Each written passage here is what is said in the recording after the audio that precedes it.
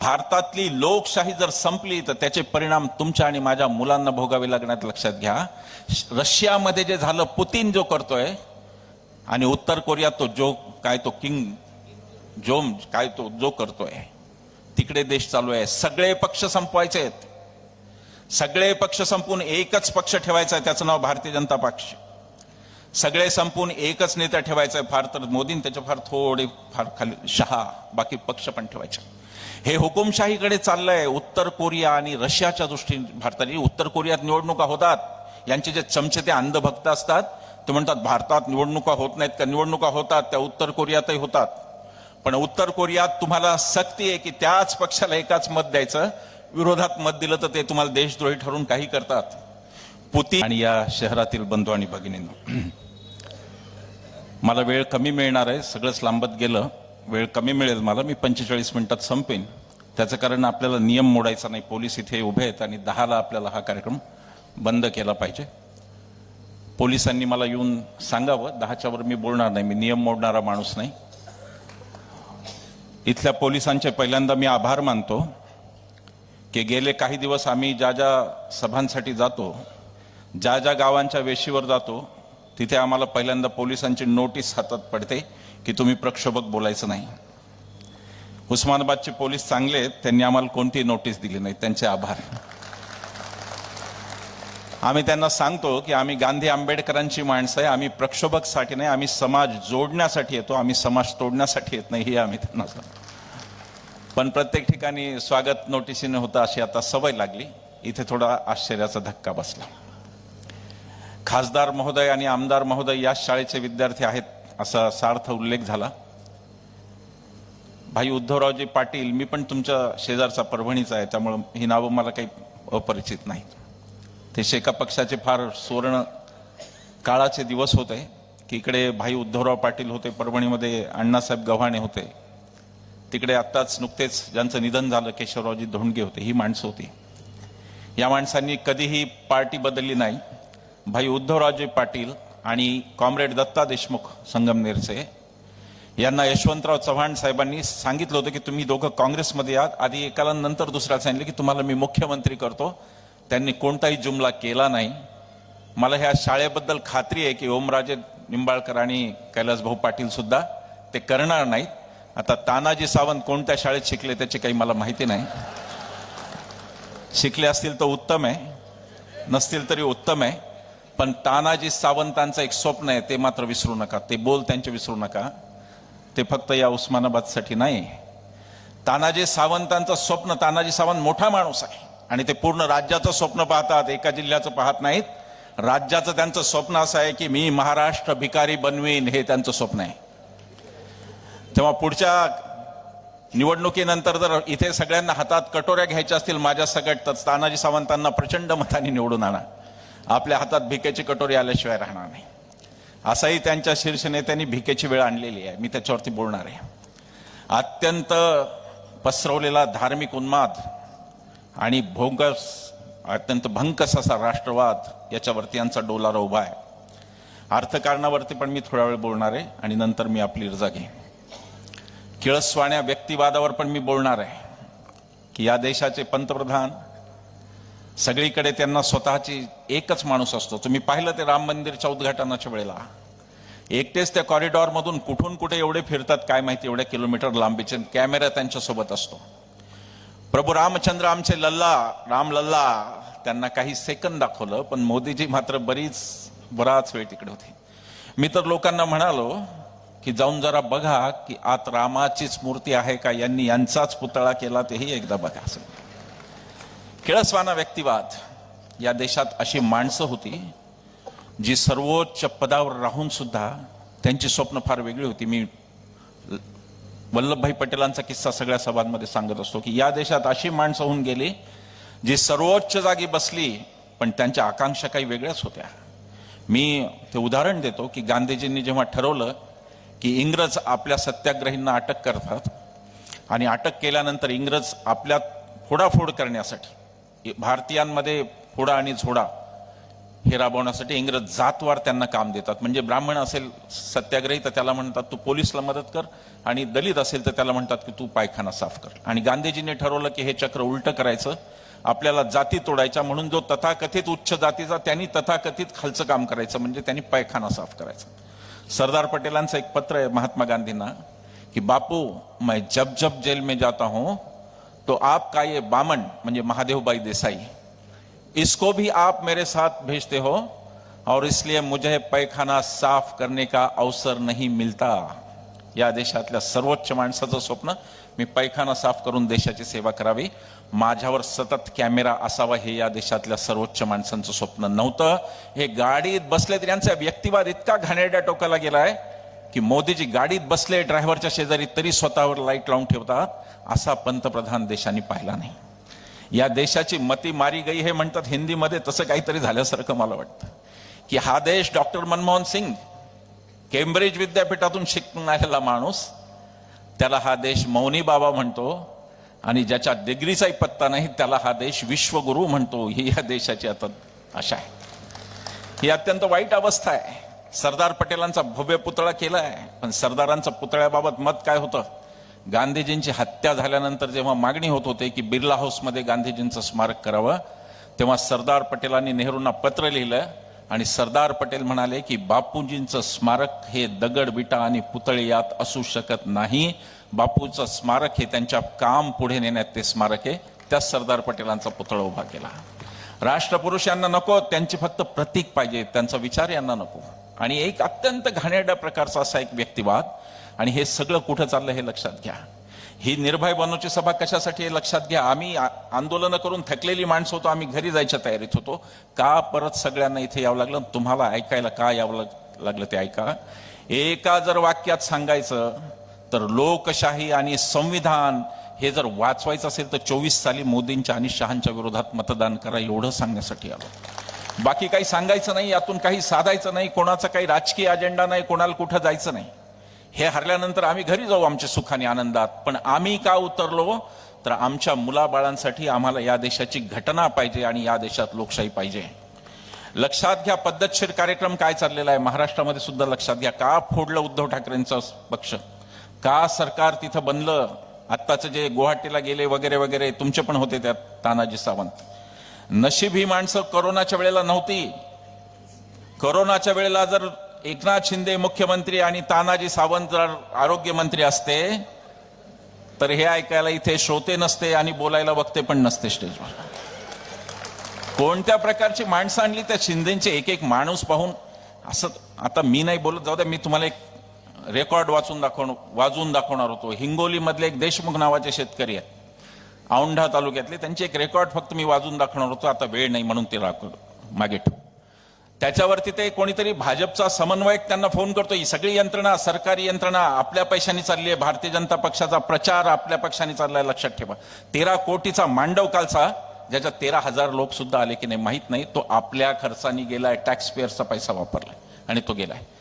तो त्यांना विचारतो की तुम्ही मोदींना मत देणार का? ते म्हणतात मी देणार नाही, कारण मोदींनी काय काय केलं त्याचा पाडा वाटतात. आणि तो शेतकरी पुढे म्हणतो की आता भारतीय जनता पक्षाचे लोक टीव्हीवर दिसले तरी आम्हाला टीव्ही फोडावा वाटतो, इथपर्यंत अवस्था आहे. ही अवस्था आहे हिंगोली जिल्ह्यातल्या आमच्या शेजारच्या शेतकऱ्याचं हे म्हणणं आहे. अत्यंत वाईट प्रकारचा व्यक्तिवाद, अत्यंत वाईट प्रकारचं राजकारण.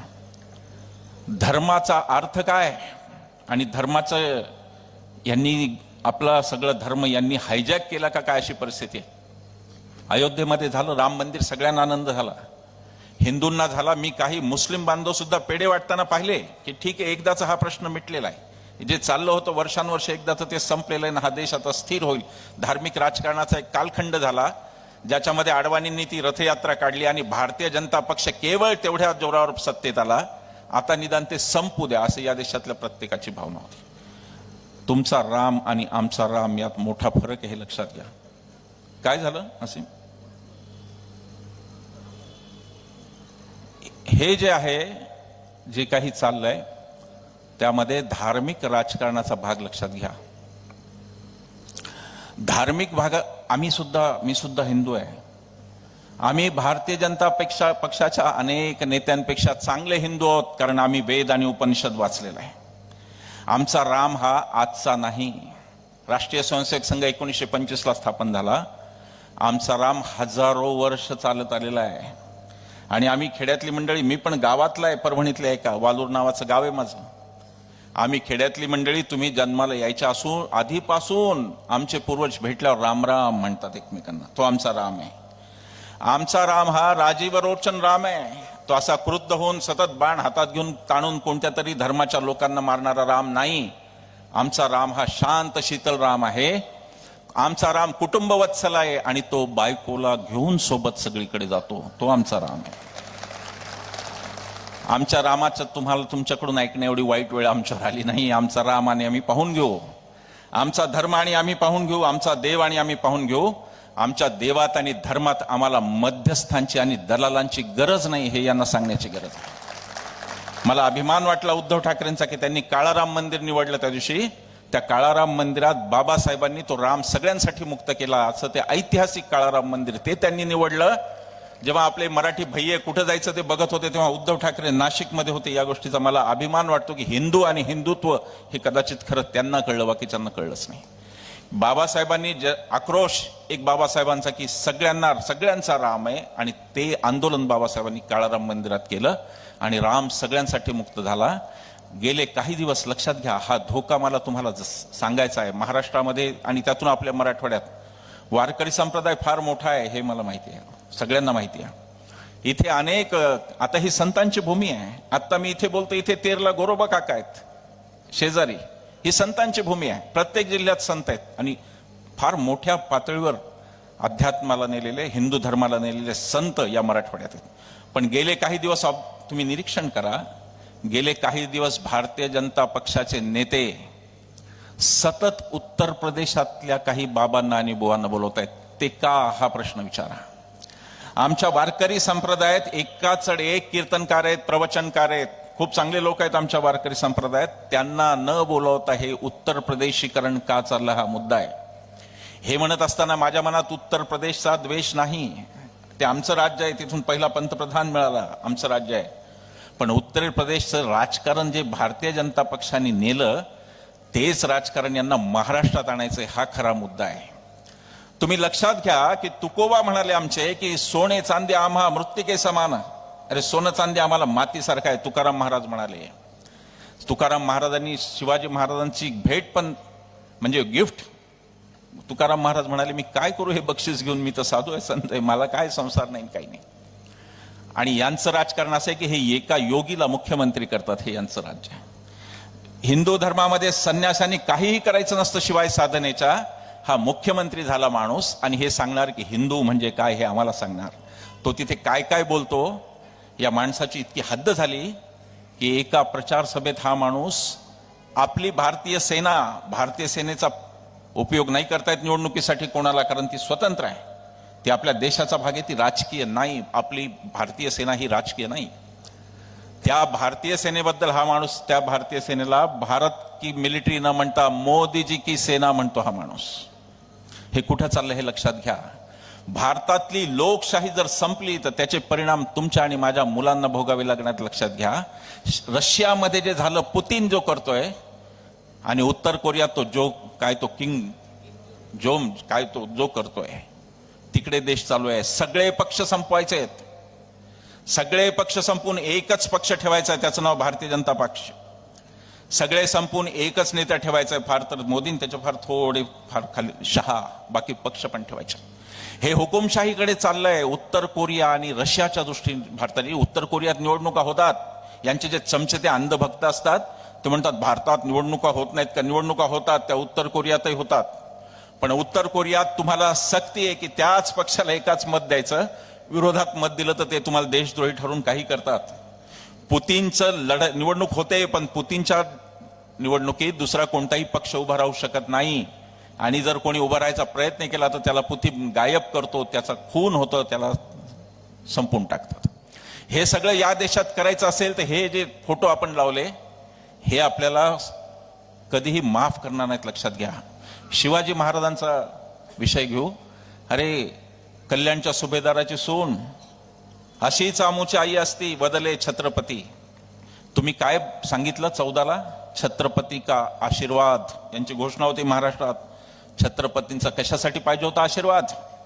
मणिपूरमध्ये 2 नग्न भगिनी पळतायत आणि त्यांच्या मागे हजारोचा जमाव पळतोय बलात्कारासाठी, त्याच्यासाठी पाहिजे होता तुम्हाला तो आशीर्वाद. पुलवामा, त्याच्यावर येईन मी नंतर. बिल्किस बानो, तिच्यावर बलात्कार झाला, 11 लोकांनी बलात्कार केला. ती काही कोणत्या पक्षाशी संबंधित नव्हती, राजकारणात नव्हती, ती साधी स्त्री होती. यांना बलात्कार केल्यानंतर श्रेयानी सांगितलं, मी जास्त सांगत नाही, पण त्या कुठलाही अधिकार नसताना गुजरातचं सरकार त्यांना सोडून देतं. ही हुकुमशाहीकडे वाटचाल आहे. आणि त्याच्यानंतर त्या बलात्काऱ्यांचा सत्कार होतो. हा शिवछत्रपतींचा अपमान आहे की या देशात हे घडतंय आणि हे सांगतात आम्हाला शिवछत्रपतींचा आशीर्वाद. तेव्हा आताची निवडणूक लक्षात ठेवा, 24ची निवडणूक ही मोदी शहा विरुद्ध काँग्रेस, राष्ट्रवादी, शिवसेना अशी नसून ती मोदी शहा विरुद्ध आम्ही भारतीय लोक अशी आहे, हे लक्षात घ्या. पक्षांना संपवलं जाईल. पुन्हा जर निवडून आले तर हे काही ठेवणार नाहीत शिल्लक, सांगतो मी तुम्हाला. आपकी बार 400 पार कशाच्या जोरावर म्हणतात माहिती नाही, पायाखालची वाळू तर घसरली आहे. लोक ही ताकद आहे. असू द्या ईव्हीएम गडबड करील 10%, पण आपण 90% मत केलं तर आपण ईव्हीएमला पण हरवू आणि त्याच्या पुढे जाऊ. कोणत्या भरोशावर म्हणतात 400 आणि 400 पार होणार होता, तर एका जागेवर प्रभाव असलेले अशोक चव्हाण एवढ्या पोटतिडकीने आत का घेतले तुम्ही? अशोक चव्हाणांचा नांदेड सोडून काही प्रभाव नाही कुठे. तुम्ही कशाला धमक्या देताय? तर ममता बॅनर्जीला आधी धमक्या काय होत्या? आधी धमक्या होत्या की भाजपात या, नाही तर ईडी लावू. आता धमक्यात की इंडिया आघाडीत जाऊ नका, नाही तर ईडी लावू. इथपर्यंत हे आलेत. पायाखालची वाळू घसरलेली आहे. मी या स्टेजवरून पुन्हा सांगतो, पुन्हा सांगतो, सगळ्या सभांमधून सांगतो, काय व्हायचं ते होऊ द्या ट्रोलिंग माझं. मी जबाबदारीने आणि अभ्यास करून सांगतोय देशाचा की 2024 सालानंतर मोदी आणि शहा यांचं सरकार येणार नाही. मी अभ्यास करून सांगतो. राजकीय गणित पूर्णतः यांच्या विरोधात आहे. राजकीय गणित यांच्या विरोधात आहे. दक्षिणेचा दरवाजा यांचा बंद झालेला आहे. आता दक्षिणेत त्यांना दरवाजा नाही. दक्षिण संपली. जे नॉर्थ ईस्ट होतं, ईशान्य भारत होता, तिथे मणिपूर नंतर कोणी यांना मत दिलं अशी अवस्था नाही. उत्तरेत सुद्धा जर पंजाब आणि दिल्ली आणि हिमाचलचा अपवाद केला तर उरलेली राज्य यांच्याकडे आहेत. आता त्यांना कागदावर गणित दिसतंय. मी पुन्हा सांगतो, उत्तर प्रदेश, मध्य प्रदेश, गुजरात आणि राजस्थान संपूर्णच्या संपूर्ण जरी भारतीय जनता पक्षाला गेलं, एकही सीट विरोधकाची आली नाही, तरी हे 225चा आकडा गाठू शकत नाहीत. हे भ्रम पसरवणार, हे मीडियातून सांगणार की आमच्याशिवाय आहेच कोण, आम्हीच लढणार, ते खरं नाही. यांचा डोलारच खोट्यावर उभा आहे. या देशाचे गृहमंत्री अमित शहा ऑन रेकॉर्ड भाषण करताना म्हणाले की आम्ही खरं असो किंवा खोटं, लक्षात घ्या शब्द, खरं असो किंवा खोटं, आम्ही ते करोडो लोकांपर्यंत क्षणार्धात पोचू शकतो, ही आमची ताकद आहे. ही खोटं बोलण्याची ताकद, ही कशी ताकद नाही. आणि महात्मा गांधींचं सत्य काय हे आपल्याला या निवडणुकीत दाखवायचं आहे. हे सगळे राष्ट्रपुरुष, मी आता खूप वेळ घेणार नाही, पण या सगळ्या राष्ट्रपुरुषांच्या विरोधात काय चाललंय हे मी तुम्हाला सांगतो. बाबासाहेबांचा महात्मा ज्योतिराव फुले यांच्याबद्दल स्त्री शिक्षण यांनी आणलं भारतात. ज्योतिबा जर नसते आणि सावित्रीबाई जर नसत्या तर इथे बसलेले अनेक लोक कधीही शिकलेच नसते. त्या शिक्षणावर काय चाललंय? यांनी दिल्ली सरकारची कोंडी केली, शाळा चांगल्या आहेत म्हणून. मनीष सिसोदियाला जेलमध्ये टाकलं. आरोग्यामध्ये कोंडी केली त्या सरकारची. लॅबोरेटरीज बंद पाडल्या, औषध पुरवठा बंद केला. दिल्लीतली माणसं मरावीत असं यांना वाटत होतं की अशी परिस्थिती आहे. स्त्रियांचं काय चाललंय? बिल्किस बानोचं बोललो, मणिपूरचं झालं, अनेक. आणि ते संदेश खाली सुद्धा आम्ही सुद्धा त्याचा निषेध करतो. आम्ही निवडक भूमिका घेत नाही. जर या महिलांवर कुठे अत्याचार होत असेल तर तो निषेधार्हच आहे. पण त्या महिलांवर सरकार काय करतंय हा मुद्दा आहे. सुरक्षा पुरवू शकता की नाही हा मुद्दा आहे. उन्नावमध्ये एक दलित मुलीचं काय झालं हा मुद्दा आहे. कसा रोहित वेमुला नावाचा दलित युवक एका मंत्र्याच्या, भारतीय जनता पक्षाच्या प्रेशर खाली त्यांनी आत्महत्या केली, हा मुद्दा आहे. आणि म्हणून मला इथं आवाहन करायचंय महिलांना की जर तुम्हाला पुढच्या काळात अजून वाईट दिवस सोडून घ्यायचे नसतील तर कृपा करून महिला म्हणून मतदान करा. कोणत्या जाती धर्माच्या म्हणून करू नका, पण या सरकारच्या विरुद्ध मत द्या. त्याचं कारण महिलांसाठी सगळ्यात असुरक्षित असा कालखंड हा मोदी कालखंड आहे. 2014 ते 2000 तुम्ही अभ्यास करा, 2024 पर्यंत पहा. महिला अत्याचाराच्या घटना आणि यांची मानसिकता ती आहे. म्हणून आहे योगीनी असा ऑर्डर काढली की 8 नंतर रात्री मुलींनी क्लासेसमध्ये जाऊ नये. शिकायला? ही कोणती पद्धत आहे? तुम्ही एकीकडे दावे करता की यूपी आता फार सेफ झालं, आता गुंडांचा बंदोबस्त झाला, आता गुंड नाहीत यूपी मध्ये, तर मग 8 नंतर येणारे कोण आहेत ज्यांच्या भीतीने तुम्ही मुलींनाच घरात बसवता? हे ज्योतिराव फुले आणि सावित्रीबाईंच्या विरोधातली गोष्ट आहे. पुढे आपण लावलेत राजर्षी शाहू. मला सावध करायचं आहे. आरक्षण जे समता म्हणून घटनेने दिलं, आरक्षण हा कोणी कोणावर केलेला उपकार नाही. आरक्षण हे समता आणि हजारो वर्ष ज्या जातींवर अन्याय झाला त्या जातींसाठी आपण घटनेत दिलं. ते आरक्षण संपवण्याचे सगळे प्रयत्न चालू आहेत. लॅटरल एंट्री असा एक नवा आणलाय आणि त्याच्यामध्ये संघाचे स्वयंसेवक सेक्रेटरी पदाच्याही वरची पदं घेत आहेत आता. म्हणजे जे IAS होतात, IPS होतात, त्यांच्या वर संघाचे स्वयंसेवक बसतायत. उघडे डोळे ठेवून याकडे बघा. आरक्षण कागदावर संपवलेलं नाहीये, कागदावर आरक्षण कायम आहे, पण लॅटरल एंट्री नावाचा प्रकार करून ते आरक्षण तसं वळवण्यात आलेलं आहे. आणि तिथं कोण येत आहे त्याचा शोध घ्या, तुम्हाला कळेल ते कोण लोक आहेत तिथे. हा देश अराजकाकडे नेण्याचा सगळा सगळा सगळा सगळा प्रयत्न चालू आहे. मला माहिती नाही की या देशाच्या कोणत्या पंतप्रधानांनी मिलिटरीचा वापर केला होता का नाही, पण त्याचाही वापर केला. आणि पंतप्रधान 1900 इलेक्शनमध्ये म्हणाले, ते अत्यंत दुर्दैवी होतं ते म्हणणं. ते अत्यंत, यांच्याचकडे एक अटल बिहारी वाजपेयी होते जे म्हणत होते की जर काही तडजोड करून सत्ता अगर आने वाली है तो मैं इसको चिमटे से भी स्पर्श नहीं करूंगा, असं म्हणत होते. आज काय पिढ्या पाहतायत त्यांच्याच पक्षाचे लोक, आणि त्यांच्या पक्षाच्या लोकांनाही खंत वाटत नाही, नेत्यांनाही वाटत नाही. त्यांचे समर्थक तर ते भक्तुले इतके निर्लज्ज आहेत की अशी जमात तर कधी मी पाहिलीच नाही. ते फेसबुकवर फक्त याला त्याला पाकिस्तानला जाण्याचे सल्ले देतात. नीच संस्कृती एक यांनी आणली, खोटारडेपणाची नीच संस्कृती यांनी आणली की जिथे प्रत्येकाच्या देशप्रेमावर यांनी संशय घ्यायचा. कोण संशय घेत आहे आमच्या देशप्रेमावर? तर ते घेत आहेत ज्यांनी राष्ट्रपित्याला गोळी घातली, ते आम्हाला राष्ट्रवाद शिकवतायत. ज्यांनी राष्ट्रगीताची अवहेलना केली, ते म्हणाले वंदे मातरम, हे त्यांना हेही माहित नाही वेड्यांना की वंदे मातरम सुद्धा काँग्रेसच गाणं होतं. काँग्रेसच्या सगळ्याच अधिवेशनांमधून ते म्हणलं. पण ती निर्बुद्धचपणा ना, डोक्याचा भागच नाही. फक्त अफवा शिकवतात, कुजबुजच शिकवतात. बाकी यांना पुस्तकं वाचायला कोणी शिकवत नाही. राष्ट्रगीत जनगण मन हे आपल्या राज्यघटनेने आणलेलं अधिकृत राष्ट्रगीत आहे. आणि वंदे मातरम हेही आम्हाला वंदनीय असणार. गदिमा म्हणाले, वेदमंत्राहून आम्हा वंदे वंदे मातरम, तेही वंदे आम्हाला, पण ते आमचं राष्ट्रगान आहे. अधिकारिक राष्ट्रगीत आमचं जनगण मन आहे. त्याला यांनी विरोध केला. राष्ट्रध्वजाला यांनी विरोध केला. ऑर्गनायझर नावाचं यांचं मुखपत्र आहे संघाचं.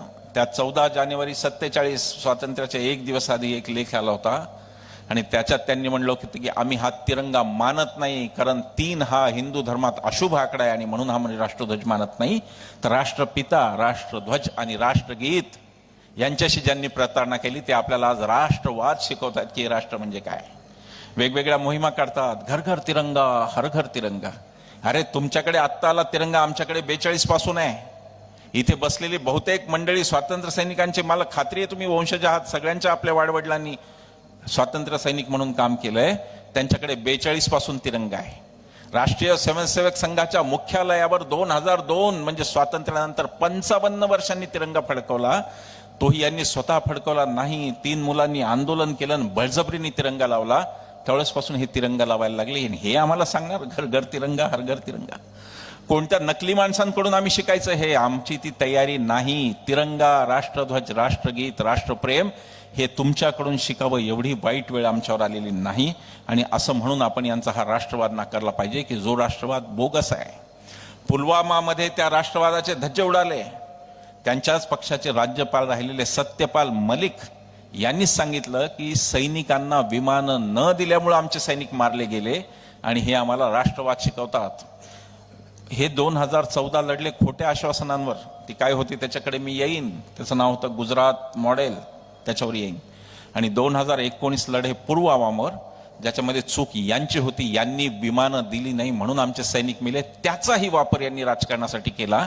आणि पुलवामावर तुमचं पहिलं मत, पंतप्रधान म्हणाले नवीन तरुण मतदारांना की तुमचं पहिलं मत पुलवामावर द्या आमच्यासाठी. इथपर्यंत ही पातळी गेली. या देशात जे चाललंय मित्र हो, ते जर डोळे उघडून पाहिलं नाही तर उद्याचा दिवस इथं जाहीर सभा पण होणार नाहीत आणि इथे कोणाला परवानगी पण होणार नाही, हे लक्षात घ्या.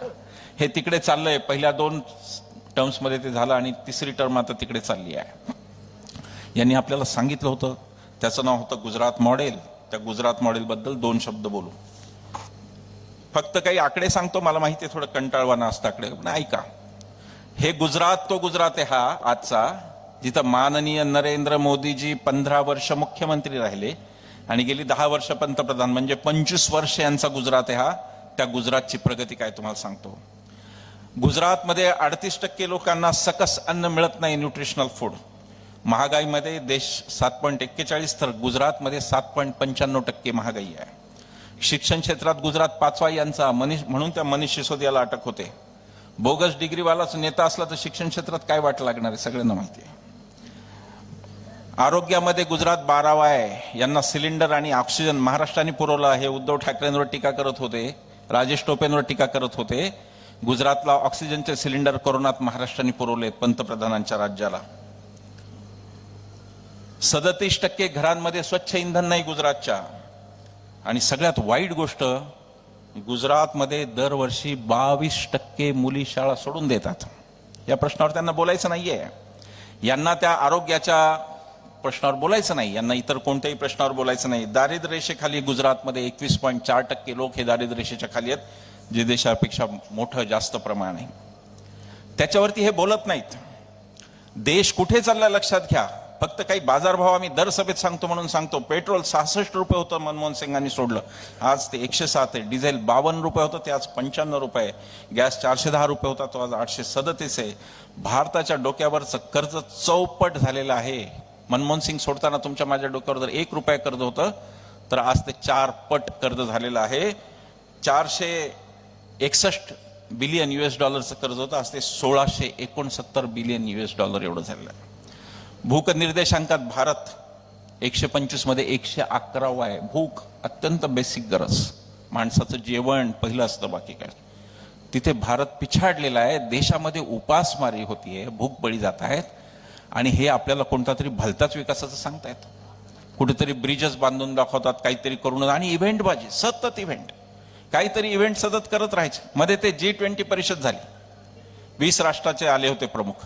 आता ते खरं G20 म्हणजे, आता इथं महिला भगिनी बसल्यात, ते म्हणजे खरं म्हणजे हळदी कुंकू आहे हो. आज या घरी, उद्या त्या घरी, परवा त्यांच्या घरी, त्याशिवाय त्याच्यात काही नाही.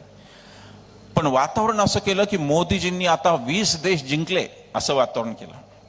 अरे याच देशात इंदिरा गांधींनी 100 राष्ट्रांची शिखर परिषद घेतली होती, पण गवगवा नव्हता केला. हे काय चाललंय, तुम्ही डोळे उघडून बघा की आपण कुठे चाललोय आणि हे काय दाखवणं चाललंय. अर्थव्यवस्थेचं अदानीकरण झालेलं आहे पूर्णतः. जागतिकी खाजगीकरण याच्या विरुद्ध इथले समाजवादी, कम्युनिस्ट, आपण सगळे आपले समविचारी तेव्हा मित्र असतील ते लढले असतील, पण आज त्याचं अदानीकरण झालेलं आहे. जागतिक अर्थव्यवस्थेमध्ये काय चाललंय ते फक्त 2 मिनिटं सांगतो आणि पुढे फार बोलणार नाही त्याच्यावर. आपल्या महाराष्ट्रातले भागवत कराड नावाचे मंत्री आहेत. लोकसभेत ते अर्थराज्य, म्हणजे आपल्या देशाचे अर्थराज्य मंत्री आहेत. ते लोकसभेत निवेदन करताना असं म्हणाले की कॉर्पोरेट सेक्टरला, म्हणजे बड्या कंपन्यांना, त्यांच्या सरकारने 14 लाख कोटीची कर्जमाफी दिली. त्याच्यानंतर एक गुजरातचा एक RBI, एक गुजरातमध्ये खूप चांगले लोक आहेत, गुजरातच्या बद्दल वाईट मत करून घेऊ नका. गुजरात आधी आपल्या बापूंचा आणि पटेलांचा आहे, मग यांचा गुजरात आहे. कोणत्याही प्रदेशाबद्दल द्वेष बाळगू नका. ही मंडळी असतील चुकीची ती जातील, पण कोणत्याही प्रदेशात आपले भांडण नको लागायला. गुजरातच्या एका RTI ऍक्टिव्हिस्टनी RBIला विचारलं, रिझर्व्ह बँकेला, की किती कर्जमाफी झाली. रिझर्व्ह बँकेने तो आकडा 25,000 कोटीचा सांगितला. याचा अर्थ 9 लाख कोटीला संसदेलाच फसवलं यांनी, हे लक्षात घ्या. खरा आकडा कोणता हे सांगायला मोदीजींचा, सरकारचा आणि खरेपणाचा काही एक संबंध नाही. ते चुकून खरे बोलले तर या देशात लाखो लोकांना हार्ट अटॅक येईल एखाद दिवशी, असं मला वाटतं. की लोक पटापटा हार्ट अटॅक येऊन त्या आनंदात मरतील की पंतप्रधान खरं बोलले आमचे, या आनंदात मरतील. जे अदानीकरण जे चाललं 25 लाख कोटीचा आकडा इथपर्यंत अजून ठीक आहे. त्याच्या पुढची गोष्ट सांगतो जी फार भेदक आहे, आणि ही आपल्यासाठी, मराठवाड्यातल्या शेतकऱ्यासाठी ही गोष्ट फार गंभीर आहे, हे लक्षात घ्या. त्याच मराठवाड्याच्या राज्यमंत्र्यांनी मोदी सरकारमधल्या असं सांगितलं त्याच निवेदनात की शेतकऱ्यांना मात्र 1 रुपयाची सुद्धा कर्जमाफी दिलेली नाही, हे त्यांनी सांगितलं. इथे शेतकरी मरतायत. आपल्या नांदेडला काही महिन्यांपूर्वी एका शेतकऱ्यांनी आत्महत्या केली होती. हे निवडणुकीच्या वेळेला लक्षात ठेवा शेतकरी मित्रांनो, हे विसरू नका. त्यांनी आत्महत्येच्या चिठ्ठीत असं लिहिलं होतं की माझ्या कुटुंबाची मला जाळण्याचा पैसा जाळण्या इतका असण्याची पण माझ्या कुटुंबाची ऐपत नाही, म्हणून मी जाळून घेऊन आत्महत्या करतो, हे त्यांनी सांगितलं होतं. कैलास भाऊ, तुमचं विधानसभेचं अधिवेशन चालू होतं, नागपूरचं हिवाळी अधिवेशन. त्याच आठवड्यात शेजारच्या यवतमाळ जिल्ह्यात एकाच आठवड्यात 5 शेतकऱ्यांनी जीवन संपवलं त्यांचं. 2023 या साली एकाच वर्षात एकट्या बीड जिल्ह्यात, बाकीच्या जिल्ह्यांचे आकडे नाहीत माझ्याकडे, शेजारचा बीड जिल्हा, एकट्या बीड जिल्ह्यात 257 शेतकऱ्यांनी आपलं आयुष्य संपवलं एका वर्षात. ही शेतकऱ्यांच्या आत्महत्येची आकडेवारी. यांना लाज वाटत नाही की शेतकऱ्याला मात्र हे कर्जमाफी देत नाहीत आणि कॉर्पोरेट सेक्टरला हे कर्जमाफी देतात. शेतकऱ्याची अवस्था काय आहे? मी पण कापूस उत्पादक आहे, मी पण सोयाबीन उत्पादक आहे. आता तुम्हाला मी हे काय सांगू, 9,500 पर्यंत गेलेलं सोयाबीन कसं 4300 आलं.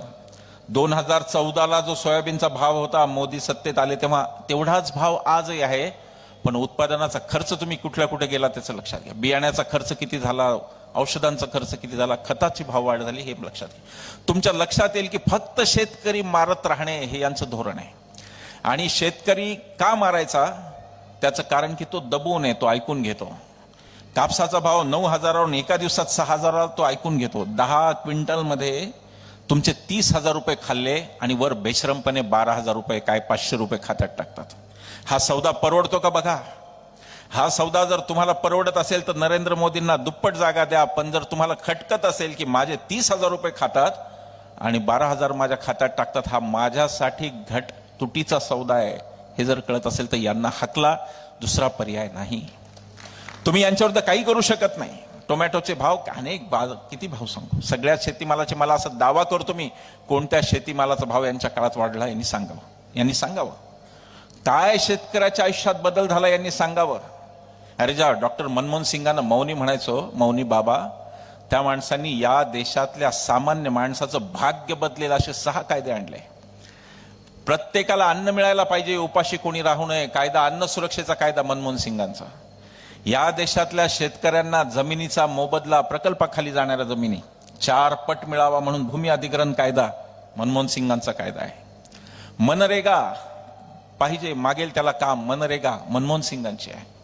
आदिवासींचा महत्वाचा असलेला जंगलचा कायदा, वनाधिकार, तो डॉक्टर मनमोहन सिंगांचा आहे. तुम्हाला आणि मला आवाज देणारा RTI, माहितीचा अधिकार, मनमोहन सिंगांचा आहे. राईट टू एज्युकेशन, सगळ्यांना शिक्षण मिळालं पाहिजे, हा कायदा मनमोहन सिंगांचा आहे. माझं नरेंद्र मोदींना आव्हान आहे की आरोग्य, शिक्षण, शेती, पाणी या विषयात त्यांच्या सरकारने एक तरी चांगला कायदा केला की हे त्यांनी सांगावं. ही संसद कायदे काय करते? ही संसद कोणते कायदे करते? कॉर्पोरेट लोकांचं ऋणमुक्ती, त्यांना कर्जमुक्ती करायची ही संसद करते. आणि जो आमचा 80% मतदार शेतकरी, त्याच्यावरती मात्र बोलायला या संसदेला आपल्या वेळ नाही. ही शेतकऱ्यांची अवस्था मी सांगितली. मजुरांची, शेतमजुरांची अवस्था फार वाईट आहे. इंडियन एक्सप्रेसमध्ये एक रिपोर्ट, पार्थसारथी बिस्वास नावाचा, खूप चांगला, खरंच असीम म्हणाला बरोबर आहे, खूप चांगले पत्रकार आज आहेत. त्यांचा आवाज मालक बंद करतात ती गोष्ट वेगळी आहे, पण आम्ही पत्रकारांना दोष देत नाही.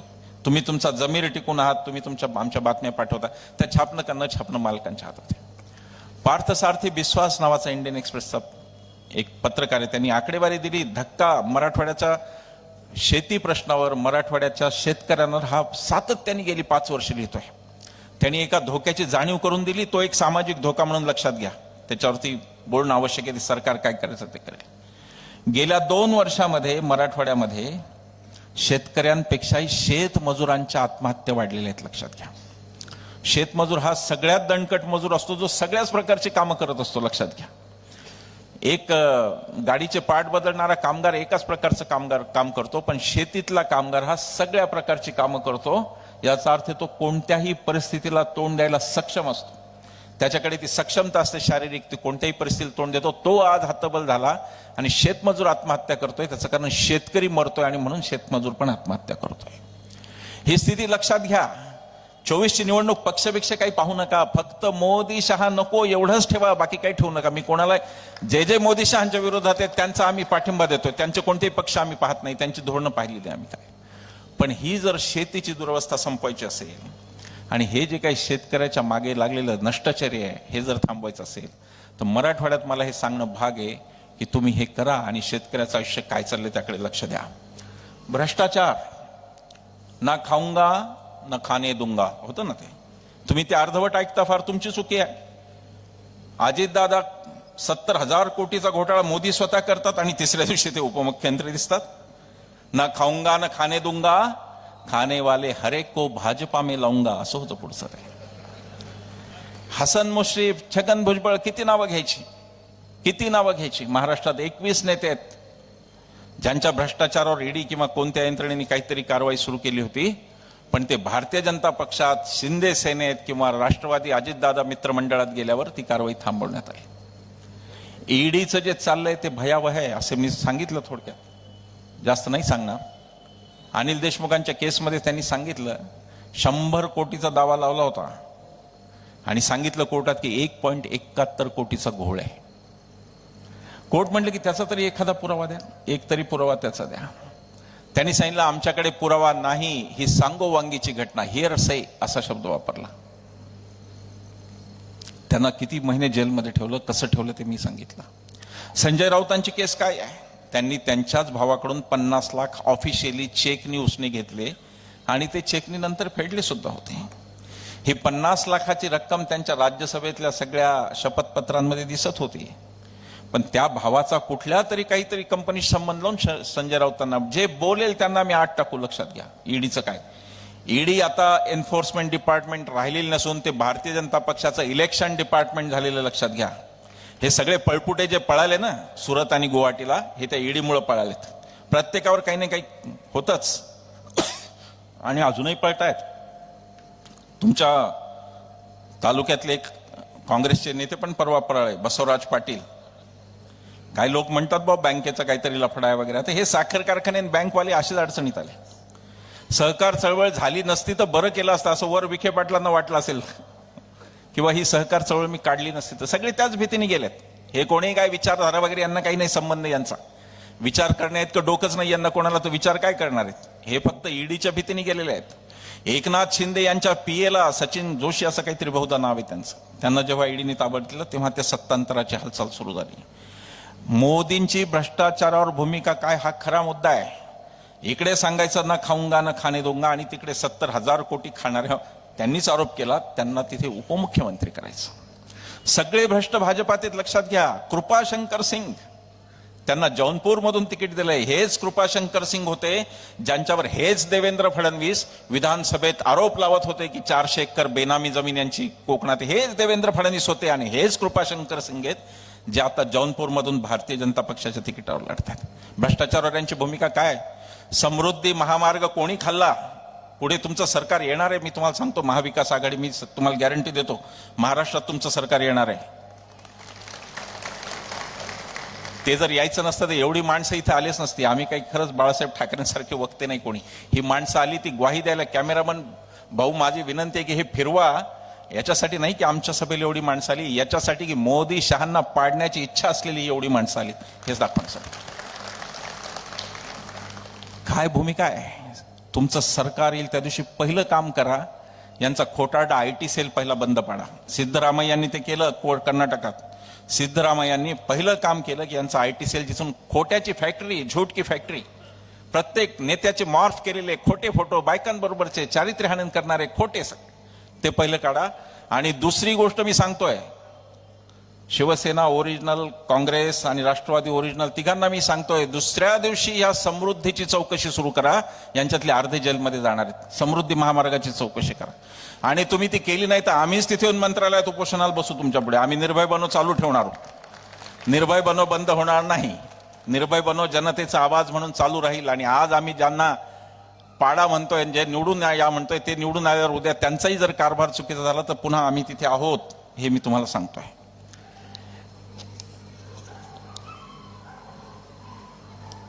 आता काहीतरी मला सांगण्यात आलंय, तेरणा ट्रस्ट, शेतकऱ्यांची ट्रस्ट खाजगी केली असं मला इथले, तुमच्या इथले स्थानिक राणा जगजित सिंह पाटील जी यांचं आता हे अशा चिठ्ठ्या तुम्ही द्यायच्या ठरवल्या ना, सकाळी 5 पर्यंत हे चालेल भाषण. इतके जण ते चिठ्ठ्या गेलेल्या, सगळे काय गेले माहिती ना. भारतीय जनता काँग्रेसने तुम्हाला काय कमी दिलं होतं? बसवराज पाटील, तुम्हाला काँग्रेसने काय कमी दिलं? अशोकराव चव्हाण, तुम्हाला काँग्रेसने काय कमी दिलं? 2 पिढ्या तुमच्या घरात मुख्यमंत्रीपद ठेवलं, तुम्ही का गेलात हे काय आम्हाला कळत नाही का? आम्हाला कळतं का गेलात. राष्ट्रवादीने सुद्धा कोणाला कोणाला काय दिलं ते आम्हाला माहिती आहे ना, आणि तुम्ही कसे रात्रीतून गेलात हेही आम्ही पाहिलं. शिवसेनेत उद्धवजींनी कोणाचे लाड केले तेही आम्ही पाहिलं, आणि त्याच माणसांनी कसा गळा कापला हेही आम्ही पाहिलं. तेव्हा असो, स्थानिक मुद्दा आहे, तुम्हाला माहिती आहे सगळं, मी जास्त काय सांगणार. ही गत आहे ईडीची, भ्रष्टाचारावरची यांची भूमिका ही आहे की एकही भ्रष्ट, आता असेंब्ली सांगितलं त्या ईडीचा कन्व्हिक्शन रेट 5,000 केसेस ईडीच्या झाल्या, त्यातल्या फक्त 25 लोकांवर कन्व्हिक्शन झालेली आहे. याचा अर्थ ईडी जेव्हा 200 लोकांना पकडते तेव्हा फक्त एका माणसाचा गुन्हा सिद्ध करू शकते. त्याचाच अर्थ उरलेल्या 199 अटक या राजकीय आणि विरोधी पक्षाच्या सूडबुद्धीने केलेल्या अटक आहेत. ईडी मनमोहन सिंगांच्या काळात होती, पण तो माणूस इतका सज्जन होता की तुम्हाला ईडी हे नाव पण कधीच ऐकायला मिळालं नाही. ईडीचा जो गैरवापर, आणि ते सुप्रीम कोर्टाचा आहे, यंत्रणा ताब्यात घेतल्या जात आहेत. सुप्रीम कोर्ट सुद्धा दहशतीखाली असे अनेक प्रसंगी तुम्हाला दिसेल की कोणती तरी एक अदृश्य दहशत त्यांच्यावर आहे. आणि त्यांच्याकडे काय चाललंय, रंजन गोगोईंवर स्वतःवर लैंगिक शोषणाचे आरोप होते. चीफ जस्टिस ऑफ इंडिया त्यांनी स्वतःच ठरवलं की ती केस कोण ठरवणार हे त्यांनी स्वतः ठरवलं. न्यायाचं पहिलं तत्व आहे की आरोपी हा न्यायाधीश असू शकत नाही, परंतु रंजन गोगोई स्वतःच न्यायाधीश झाले.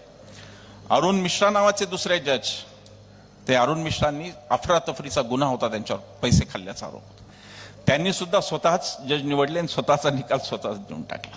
ते रंजन गोगोई नंतर तुम्हाला भारतीय जनता पक्षाचे खासदार झालेले दिसले. राम मंदिराचा निर्णय देणारे रंजन गोगोई काहीही, कुठलाही राजकीय संकेत, नैतिकता कुठली, काहीही नैतिकतेचा यांचा तर काही संबंधच नाही. यांचा नैतिकतेचा काही एक संबंध नाही. राहुल नार्वेकरांनी जे केलं, आता मी ऐकलं त्याची बक्षिसी म्हणून त्यांना लोकसभेत जाणार आहेत, अध्यक्ष करणार आहेत. अनुभव दांडगा आहे सगळे पक्ष फोडण्याचा, खूप दांडगा अनुभव, केलं पाहिजे, अशी माणसं पाहिजेत वर, फार अनुभवी गृहस्थ आहेत. आम्ही त्यांच्या मतदारसंघात निर्भय बनोच्या 3 सभा घेणार आहोत. आम्ही त्यांच्या मतदारांना सांगणार आहोत की हे काय, राहुल नार्वेकर काय वागले हे आम्ही त्यांच्या मतदारसंघात 3 सभा मुंबईला घेऊन सांगणार आहोत लोकांना की हे काय वागले. नैतिकतेचे धिंडवडे निघाले, राजकीय संकेत धुळीला मिळाले सगळे, आणि राज्यघटनेची दररोज पायमल्ली चालू आहे. मला आवाहन करायचं आहे, राज्यघटना स्वस्तात आलेली नाही. आपल्या बापजाद्यांनी स्वातंत्र्याचा लढा लढला आणि त्याच्यानंतर फार कष्टपूर्वक डॉक्टर बाबासाहेब आंबेडकरांनी राज्यघटना आणली. ती वाचवणं हे तुमचं माझं प्रत्येकाचं काम आहे. राज्यघटना जर या देशावरची संपली तर तुमचं माझं अस्तित्व शून्य आहे, कारण तुम्हाला आणि मला अस्तित्व देणारा एकमेव पोथी म्हणजे भारतीय राज्यघटना. इतरांच्या लेखी आपण माणूस आहोत का नाही माहिती नाही, पण भारतीय राज्यघटनेच्या लेखी आपण नागरिक आहोत आणि आपण सगळ्यात पॉवरफुल आहोत. आम्हाला आंदोलनांमध्ये विचारलं जायचं की कायदे काय संसदेत बनतील का, कायदे काय जंतर मंतरवर बनतील का, आणि त्याला आम्ही असं उत्तर द्यायचो की कायदे संसदेतच बनतील, पण संसदेला सार्वभौमत्व दिलं कोणी, तर भारतीय राज्यघटनेने. आणि भारतीय राज्यघटना कोणी स्वीकारली तर we the people of India. आणि म्हणून आम्ही भारतीय लोक संसदेपेक्षा जास्त सार्वभौम आहोत, कारण आम्ही संसद निवडतो, संसद आम्हाला निवडत नाही. तेव्हा ही संसद, हे सरकार, हे न्यायालय आणि हे सगळा चौथा खांब आणि ही लोकशाही आणि ही राज्यघटना टिकवायची असेल तर आता तुम्हाला यांच्यावरचा काहीतरी निर्णय घ्यावा लागेल. यांनी PM केअर फंड नावाची गोष्ट काढली. यांचा पैसा कुठून येतो बघा, भारतीय जनता पक्षाचा पैसा. नोटाबंदी हा, आपल्याला लोकांना वाटतं की नोटाबंदी हा ही चूक होती, तसं नव्हतं. नोटाबंदी चूक नव्हती, नोटाबंदी हा सुनियोजित भ्रष्टाचार आहे. मला सांगा की धाराशिव मधल्या एका तरी व्यापाऱ्याला काळ्या नोटा बुडाल्या म्हणून एखाद्या श्रीमंत माणसाला हार्ट अटॅक आला का? आला नाही. त्याचं कारण सगळे पैसे नोटा बदलून देणारी, 20% कमिशन घेऊन नोटा बदलून देणारी यंत्रणा कार्यान्वित होती. ती कोणाची होती हा प्रश्न विचारा. अहमदाबादची एक बँक, अहमदाबाद जिल्हा बँक, ज्याच्यावर माननीय अमित शहाजी डायरेक्टर होते, या बँकेने 5 दिवसात 845 कोटी रुपये बदलून दिलेत. भारतीय जनता पक्षाच्या ताब्यात असलेल्या गुजरातमधल्या 11 सहकारी बँकांमधून 3000 कोटीच्या वर नोटा बदलून दिल्या. पण नंतर उस्मानाबाद बँक मात्र ते करते, त्याला फ्रॉड म्हणलं गेलं. थोडक्यात उस्मानाबाद बँकेने, बीड जिल्हा बँकेने करायचं नाही, ते फक्त गुजरातच्या बँका करणार आहेत. 3000 कोटी यांनी रेग्युलराइज केले. नोटबंदीला कृपा करून चूक समजू नका, नोटबंदी हा सुनियोजित घोटाळा होता. आणि नोटबंदी नंतर कोणत्या पक्षाची मोठमोठी कार्यालय कोणत्या जिल्ह्यात झाली ते मी तुम्हाला सांगायला नको. दुसरा यांचा घोटाळा परवा सुप्रीम कोर्टने थांबवला. तो घोटाळा होता इलेक्टोरल बॉन्ड्स. इलेक्ट्रॉल बॉन्ड म्हणजे आम्ही तुमचं काम करायचं सरकारमध्ये बसून अदानीचं, त्या बदल्यात अदानीने आम्हाला पैसे द्यायचे आणि किती पैसे दिले हे विचारायचा लोकांना अधिकार नाही. सुप्रीम कोर्टात त्यांनी अफिडेव्हिट दिलेलं आहे. हे सरकार इतकं निर्लज्ज सरकार आहे की यांनी सुप्रीम कोर्टात अफिडेव्हिट दिलं होतं की पैसे कुठून येतात उमेदवाराचे हे जाणून घेण्याचा मतदाराला अधिकार नाही. इतकं निर्लज्ज सरकार आहे. सुप्रीम कोर्टने ते थांबवलं. इलेक्ट्रॉल बॉन्ड्समधून परवाच्या सभांपर्यंत मी 5,270 कोटीचा आकडा सांगत होतो. आत्ता लक्षात आलं परवा ध्रुव राठीची क्लिप पाहताना की तो आकडा 10,000 कोटी रुपये भारतीय जनता पक्षाला मिळालेत. 16,000 कोटीचे एकूण इलेक्ट्रॉल बॉन्ड गेले त्याच्यात 10,000 कोटी एकट्या भारतीय जनता पक्षाला मिळाले. आणि देशात जे उरलेले शेकडो पक्ष आहेत इतर त्यांना मिळून सगळ्यांना मिळून प्रादेशिक वगैरे वगैरे वगैरे सगळ्यांना मिळून 6,000 कोटी मिळाले.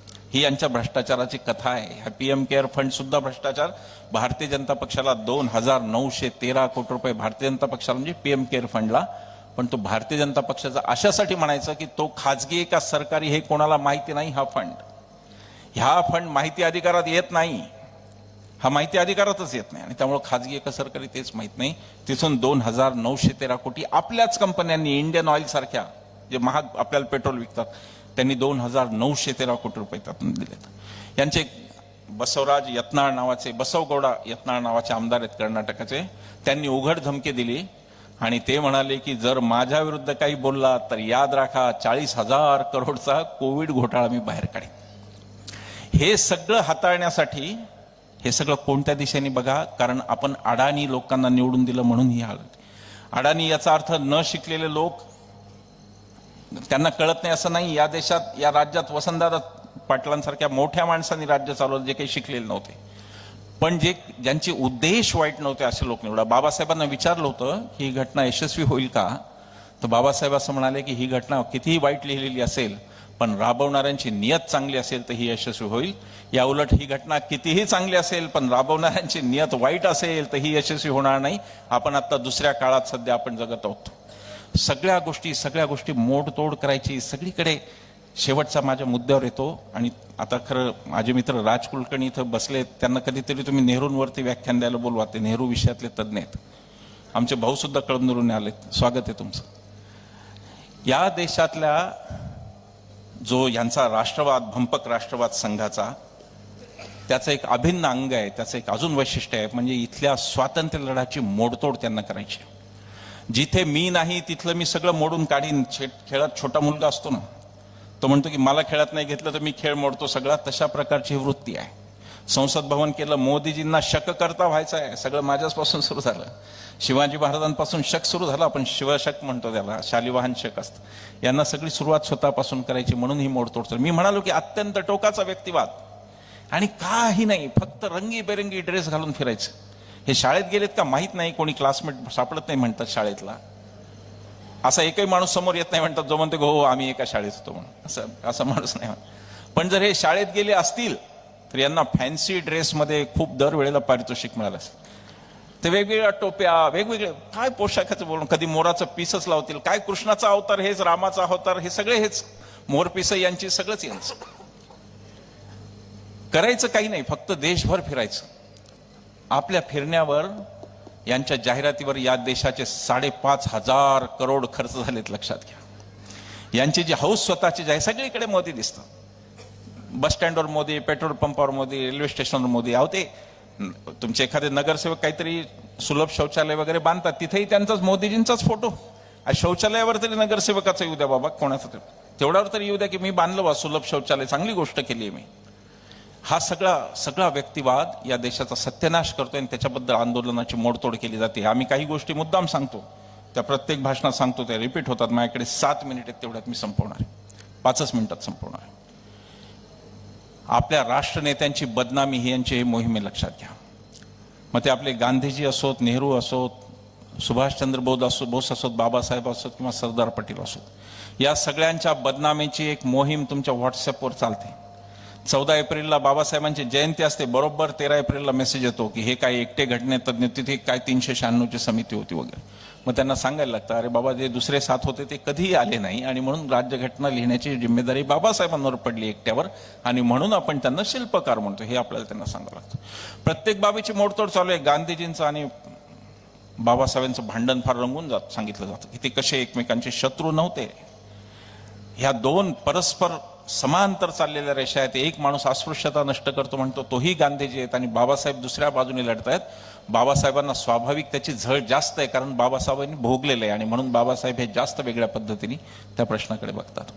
यांनी इतकी भांडणं रंगवली बाबासाहेबांची आणि गांधीजींची. एक फक्त प्यारेलालजींनी नोंदवलेला किस्सा आहे तेवढा सांगतो आणि पुढे जातो.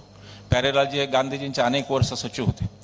प्यारेलालजींनी किस्सा नोंदवलाय त्यांच्या पुस्तकात की बाबासाहेबांचं जे दुसरं लग्न झालं माईसाहेब आंबेडकरांच्या बरोबर, त्यावेळेला ते लग्न करून बाबासाहेब कारनी जात होते आणि तेवढ्यात त्यांना प्यारेलालजी दिसले. प्यारेलालजी दिसले. आपल्याला माहिती आहे की गांधीजींनी घोषणा केली होती, गांधीजी म्हणजे सतत स्वतःमध्ये बदल. 2022ला सनातनी म्हणवणारे गांधीजी पुढे असं म्हणतात की आता मी पुढे त्याच लग्नांना जाईन ज्याच्यात वधू किंवा वर यापैकी एक त्यावेळेसच्या, अस्पृश्यता आता नाही पण त्यावेळेसचा अस्पृश्य असेल त्याच्याच मी लग्नाला जाईन असं म्हणत. एक सवर्ण आणि एक अस्पृश्य याच लग्नाला मी जाईन तथा त्यावेळेस. बाबासाहेबांनी प्यारेलालजींनी लिहिलंय की बाबासाहेबांनी मला पाहिलं आणि ते गाडीतून खाली उतरले. बाबासाहेबांचे डोळे भरून आले होते आणि ते मला एवढंच म्हणाले, प्यारेलालजी आज जर बापू जिवंत असते तर माझ्या या लग्नाला नक्की आले असते कारण माझं हे लग्न त्यांच्या अटीत बसत होतं. एकमेकाबद्दल प्रेम नसलेली माणसं एकमेकांसाठी रडत नसतात कधी, ती ढोंगी असतात ती माणसं जी प्रेम करत नाहीत. हे सगळी नाती मोदी आडवाणी परिप्रेक्षात बघतात म्हणून यांना ती नातीच कळत नाहीत की त्या माणसांचं नातं काय. हो त्यांच्यात मतभेद होते, असणारच. ज्या ज्या डोक्यामध्ये मेंदू असतो तिथे मतभेद असतात. बाबासाहेब आणि गांधीजी दोघांच्या डोक्यात फार प्रखर मेंदू होते आणि म्हणून मतभेद होते. ते काही कोणत्या अशा संघटनेचे सभासद नव्हते दोघंही की जे दक्ष म्हणलं की दक्ष विचारत नाहीत का दक्ष म्हणून ते विचारत नाहीत, अशा संघटनेचे नव्हते. ते त्या परदेशी संघटनेचे नव्हते जी लोकांना स्वदेशी शिकवते. पण गणवेश मात्र बेल्ट असतो, पॅन्ट असते, त्याच्या धोतर घाला ना, भारतीय अभिमान बाळगा, धोतर घाला. धोतर नसतं त्यांच्याकडे. ते गणवेश आणि तिकडचे बँड पण ते वेगळीच वाद्य असतात, आपली पण नसतात. अरे मृदंग घेऊन काढा की दसऱ्याचं संचलन, काय प्रॉब्लेम आहे? मृदंग भारतीय वाद्य आमचं, ते नाही काढत, दुसरे ड्रम वाजवत बसतात असं. तर बाबासाहेबांनी गांधीजींमध्ये मतभेद होते पण ते कुठे मिटवायचे हे दोघांनाही माहिती होतं. नाहीतर गांधीजींचे प्राण जायला लागले तेव्हा बाबासाहेबांनी 4 पावलं मागे घेऊन पुणे करार केला नसता, लक्षात घ्या. पण ते सांगायचं नाही, खोटं नाटक पसरत राहायचं. सरदारांच्या बाबतीत बोलायचं, नेहरूंच्या बाबतीत बोलायचं. सरदार पटेल पंतप्रधान झाले असते तर, निबंधाचा विषय ते आपण लिहायचो ना, सूर्य उगवला नाही तर वगैरे. अरे सरदार प्रकृतीने त्या स्थितीत नव्हते. सरदारांनी पूर्वीच कळवलं होतं काँग्रेसच्या सगळ्या कार्यकर्त्यांना की आता कदाचित माझी थेट जाण्याचीच बातमी येईल, माझ्या आजारपणाची पण बातमी येईल, असं माणूस पंतप्रधान पदाच्या शर्यतीत असतो.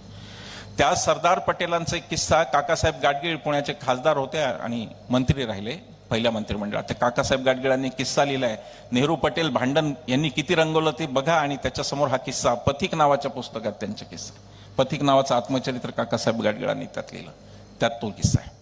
आणि त्यात ते असं म्हणाले की मृत्यूच्या काही दिवस आधी सरदार पटेलांनी मला बोलवलं आणि मला म्हणाले, म्हणजे काकासाहेब गाडगिळांना म्हणाले की मला तुझ्याकडून 2 वचनं पाहिजे आहेत.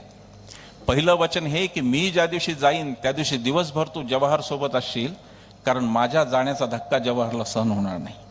आणि दुसरं वचन असं की काँग्रेसमध्ये तू असशील तोपर्यंत हयात तू जवाहरचा गट सोडणार नाहीस, हे सांगितलं. या माणसांमध्ये भांडणं असते तर हे असं शक्य होतं. कशासाठी पटेलांनी म्हणावं की जवाहरची साथ दे, काहीच गरज नव्हतं. तीच कथा सुभाषबाबूंची आहे. सुभाषबाबूंच्या बद्दल किती रंगवलं जातं. गांधी आणि सुभाषबाबू, आणि ते फेसबुकवरती यांची शेंबडी पोरं लिहितात की सुभाषबाबूंवर अन्याय झाला, सरदार पटेलांवर. अरे भाऊ, तू आडवाणी मुरली मनोहर जोशीवर अन्याय होतो तो बघ ना आधी, तू कशाला इतक्या लांबचा यांच्यावरचा अन्याय आधी बघ तू, मग बघू आपण पटेल बिटेल, ते काही तुझ्या पहुंच्या बाहेर आहेत. सरदार पटेलांचे मतभेद काय होते? मतभेद फक्त एवढे होते की सरदार असं सुभाषबाबू असं म्हणत होते की आपण आता हिटलर आणि मुसोलिनीची मदत घेऊन का होईना पण इंग्रजांना हकललं पाहिजे. आणि गांधी, नेहरू आणि पटेल असं म्हणत होते की जे स्वातंत्र्य हुकुमशहाच्या जोरावर येईल तिथे लोकशाही नांदणार नाही, म्हणून तो प्रस्ताव त्यांना मान्य नव्हता. एवढेच मतभेद होते, बाकी काही मतभेद नव्हते. आणि सुभाषबाबू, त्याने फार सुंदर पत्र जवाहरलाल नेहरूंनी लिहिलेलं आहे. सुभाषबाबूंना जवाहरलाल नेहरू म्हणतात की सुभाषबाबू, आजच्या घडीला तुमच्या एवढा महान देशभक्त या देशात मी पाहिलेला नाही, पण तुम्ही फार उतावीळ आहात. गांधीजी जे सांगत आहेत ते आपण ऐकलं पाहिजे. गांधीजी आपले नेते आहेत आणि आपण आपली ताकद लक्षात घेतली पाहिजे. ही लोक तुम्हाला आणि मला प्रचंड, तुम्ही दोघंही, आपण दोघंही लोकांना खूप आवडतो, लाखोनी लोक आपल्या पाहायला येतात, लाखोनी लोक आपल्या सभांना येतात, लाखो लोक टाळ्या वाजवतात, पण परत जाताना मात्र गांधीजी की जय म्हणतात, एवढं विसरू नका. हे गांधी सांगत होते. ही माणसं अद्भुत होती, यांच्या हातात आपण सुरक्षित होतो आणि ही संपूर्ण त्यागी माणसं होती. ही माणसं भावनाशील होती, लक्षात घ्या. सुभाषबाबूंचं भांडण किती कट्टर रंगून सांगू द्या त्यांना एक व्हॉट्सअप पाठवा तुम्ही आणि त्यांना सांगा की ते सुभाषबाबू काँग्रेस सोडून जेव्हा परदेशात गेले आणि तिथे जेव्हा पत्रकारांनी प्रश्न विचारला की ते गांधीजींचे आणि तुमचे मतभेद त्याबद्दल काय सांगाल, तर सुभाषबाबू असं म्हणाले की आमच्या भारतीय संस्कृतीत बाप लेकाचं भांडण तिसऱ्या माणसासमोर जाऊन सांगत नाहीत, ही आमची संस्कृती. खूप गोष्टी आहेत, खूप गोष्टी सांगता येतील, खूप लोक बोलतायत या विषयावर. इतिहास वाचा, पत्र वाचा, त्याने त्यांचे सगळं उपलब्ध आहे. हा काही शिवाजी महाराजांच्या काळातला इतिहास नाही की जो मोडी वगैरे आपल्याला न कळणाऱ्या भाषांमध्ये, असा इतिहास हा नाही आहे. हा इंग्रजीमध्ये, हिंदीमध्ये, प्रादेशिक भाषांमध्ये असला इतिहास. हा इतिहास वाचा आणि व्हॉट्सअप युनिव्हर्सिटीला पराभूत करा. शेवटी फक्त एवढंच सांगून थांबतो की 24ला तुम्ही जेव्हा मतदानाला जाल तेव्हा तुमच्या पुढे पक्ष नाहीयेत. तुमच्याकडे, तुमच्या समोर मोदी शहा की शिवाजी महाराज, मोदी शहा की महात्मा फुले, मोदी शहा की राजर्षी शाहू, मोदी शहा की डॉक्टर आंबेडकर, मोदी शहा की महात्मा गांधी, हा प्रश्न आहे तुमच्यासमोर. आणि त्या मुलींना अजिबात विसरू नका, जिथे तुमच्या मुली असू शकतात, ज्यांनी त्या ब्रिजभूषण सारख्या माणसाला शरण जाऊन आपले बूट काढून ठेवले, शूज आपले काढून ठेवले, त्या तुमच्या मुली डोळ्यासमोर आणून मतदान करा. 24ची निवडणूक कोणता पक्ष निवडून येतो याच्यासाठी नसून मोदी शहांना हरवून लोकशाही आणि संविधान जिवंत ठेवण्यासाठीची निवडणूक आहे. एवढंच सांगतो आणि थांबतो. धन्यवाद. कुणीही जाऊ नका, राष्ट्रगीत होणार आहे. जनगणमन झाल्यानंतर सगळ्यांनी जागा सोडायची आपली. तत्पूर्वी रोहित बागल यांना विनंती की त्यांनी आभार प्रदर्शन करावं. त्यानंतर राष्ट्रगीत होईल. राष्ट्रगीत झाल्यानंतर सुरुवातीला महिला बाहेर पडतील. राम म्हणतात एकमेकांना, तो आमचा राम आहे. आमचा राम हा राजीवरोचन राम आहे. तो असा क्रुद्ध होऊन सतत बाण हातात घेऊन ताणून कोणत्या तरी धर्माच्या लोकांना मारणारा राम नाही. आमचा राम हा शांत शीतल राम आहे. आमचा राम कुटुंबवत्सल आहे आणि तो बायकोला घेऊन सोबत सगळीकडे जातो. तो आमचा राम आहे. आमच्या रामाचं तुम्हाला तुमच्याकडून ऐकण्या एवढी वाईट वेळ आमच्यावर आली नाही. आमचा राम आणि आम्ही पाहून घेऊ, आमचा धर्म आणि आम्ही पाहून घेऊ, आमचा देव आणि आम्ही पाहून घेऊ. आमच्या देवात आणि धर्मात आम्हाला मध्यस्थांची आणि दलालांची गरज नाही, हे यांना सांगण्याची गरज आहे. मला अभिमान वाटला उद्धव ठाकरेंचा की त्यांनी काळाराम मंदिर निवडलं. त्या दिवशी त्या काळाराम मंदिरात बाबासाहेबांनी तो राम सगळ्यांसाठी मुक्त केला, असं ते ऐतिहासिक काळाराम मंदिर ते त्यांनी निवडलं. जेव्हा आपले मराठी भैये कुठं जायचं ते बघत होते तेव्हा उद्धव ठाकरे नाशिकमध्ये होते. या गोष्टीचा मला अभिमान वाटतो की हिंदू आणि हिंदुत्व हे कदाचित खरं त्यांना कळलं, बाकीच्यांना कळलंच नाही. बाबासाहेबांनी आक्रोश एक बाबासाहेबांचा की सगळ्यांचा राम आहे, आणि ते आंदोलन बाबासाहेबांनी काळाराम मंदिरात केलं आणि राम सगळ्यांसाठी मुक्त झाला. गेले काही दिवस लक्षात घ्या, हा धोका मला तुम्हाला सांगायचा आहे. महाराष्ट्रामध्ये आणि त्यातून आपल्या मराठवाड्यात वारकरी संप्रदाय फार मोठा आहे, हे मला माहिती आहे, सगळ्यांना माहिती आहे. इथे अनेक, आता ही संतांची भूमी आहे. आता मी इथे बोलतो, इथे तेरला गोरोबा काका आहेत शेजारी. ही संतांची भूमी आहे. प्रत्येक जिल्ह्यात संत आहेत आणि फार मोठ्या पातळीवर अध्यात्माला नेलेले, हिंदू धर्माला नेलेले संत या मराठवाड्यात आहेत. पण गेले काही दिवस तुम्ही निरीक्षण करा, गेले काही दिवस भारतीय जनता पक्षाचे नेते सतत उत्तर प्रदेशातल्या काही बाबांना आणि बुवांना बोलवत आहेत. ते का, हा प्रश्न विचारा. आमच्या वारकरी संप्रदायात एकाचड एक कीर्तनकार आहेत, प्रवचनकार आहेत, खूप चांगले लोक आहेत आमच्या वारकरी संप्रदायात. त्यांना न बोलवता हे उत्तर प्रदेशीकरण का चाललं, हा मुद्दा आहे. हे म्हणत असताना माझ्या मनात उत्तर प्रदेशचा द्वेष नाही. ते आमचं राज्य आहे, तिथून पहिला पंतप्रधान मिळाला, आमचं राज्य आहे. पण उत्तर प्रदेशचं राजकारण जे भारतीय जनता पक्षाने नेलं, तेच राजकारण यांना महाराष्ट्रात आणायचं, हा खरा मुद्दा आहे.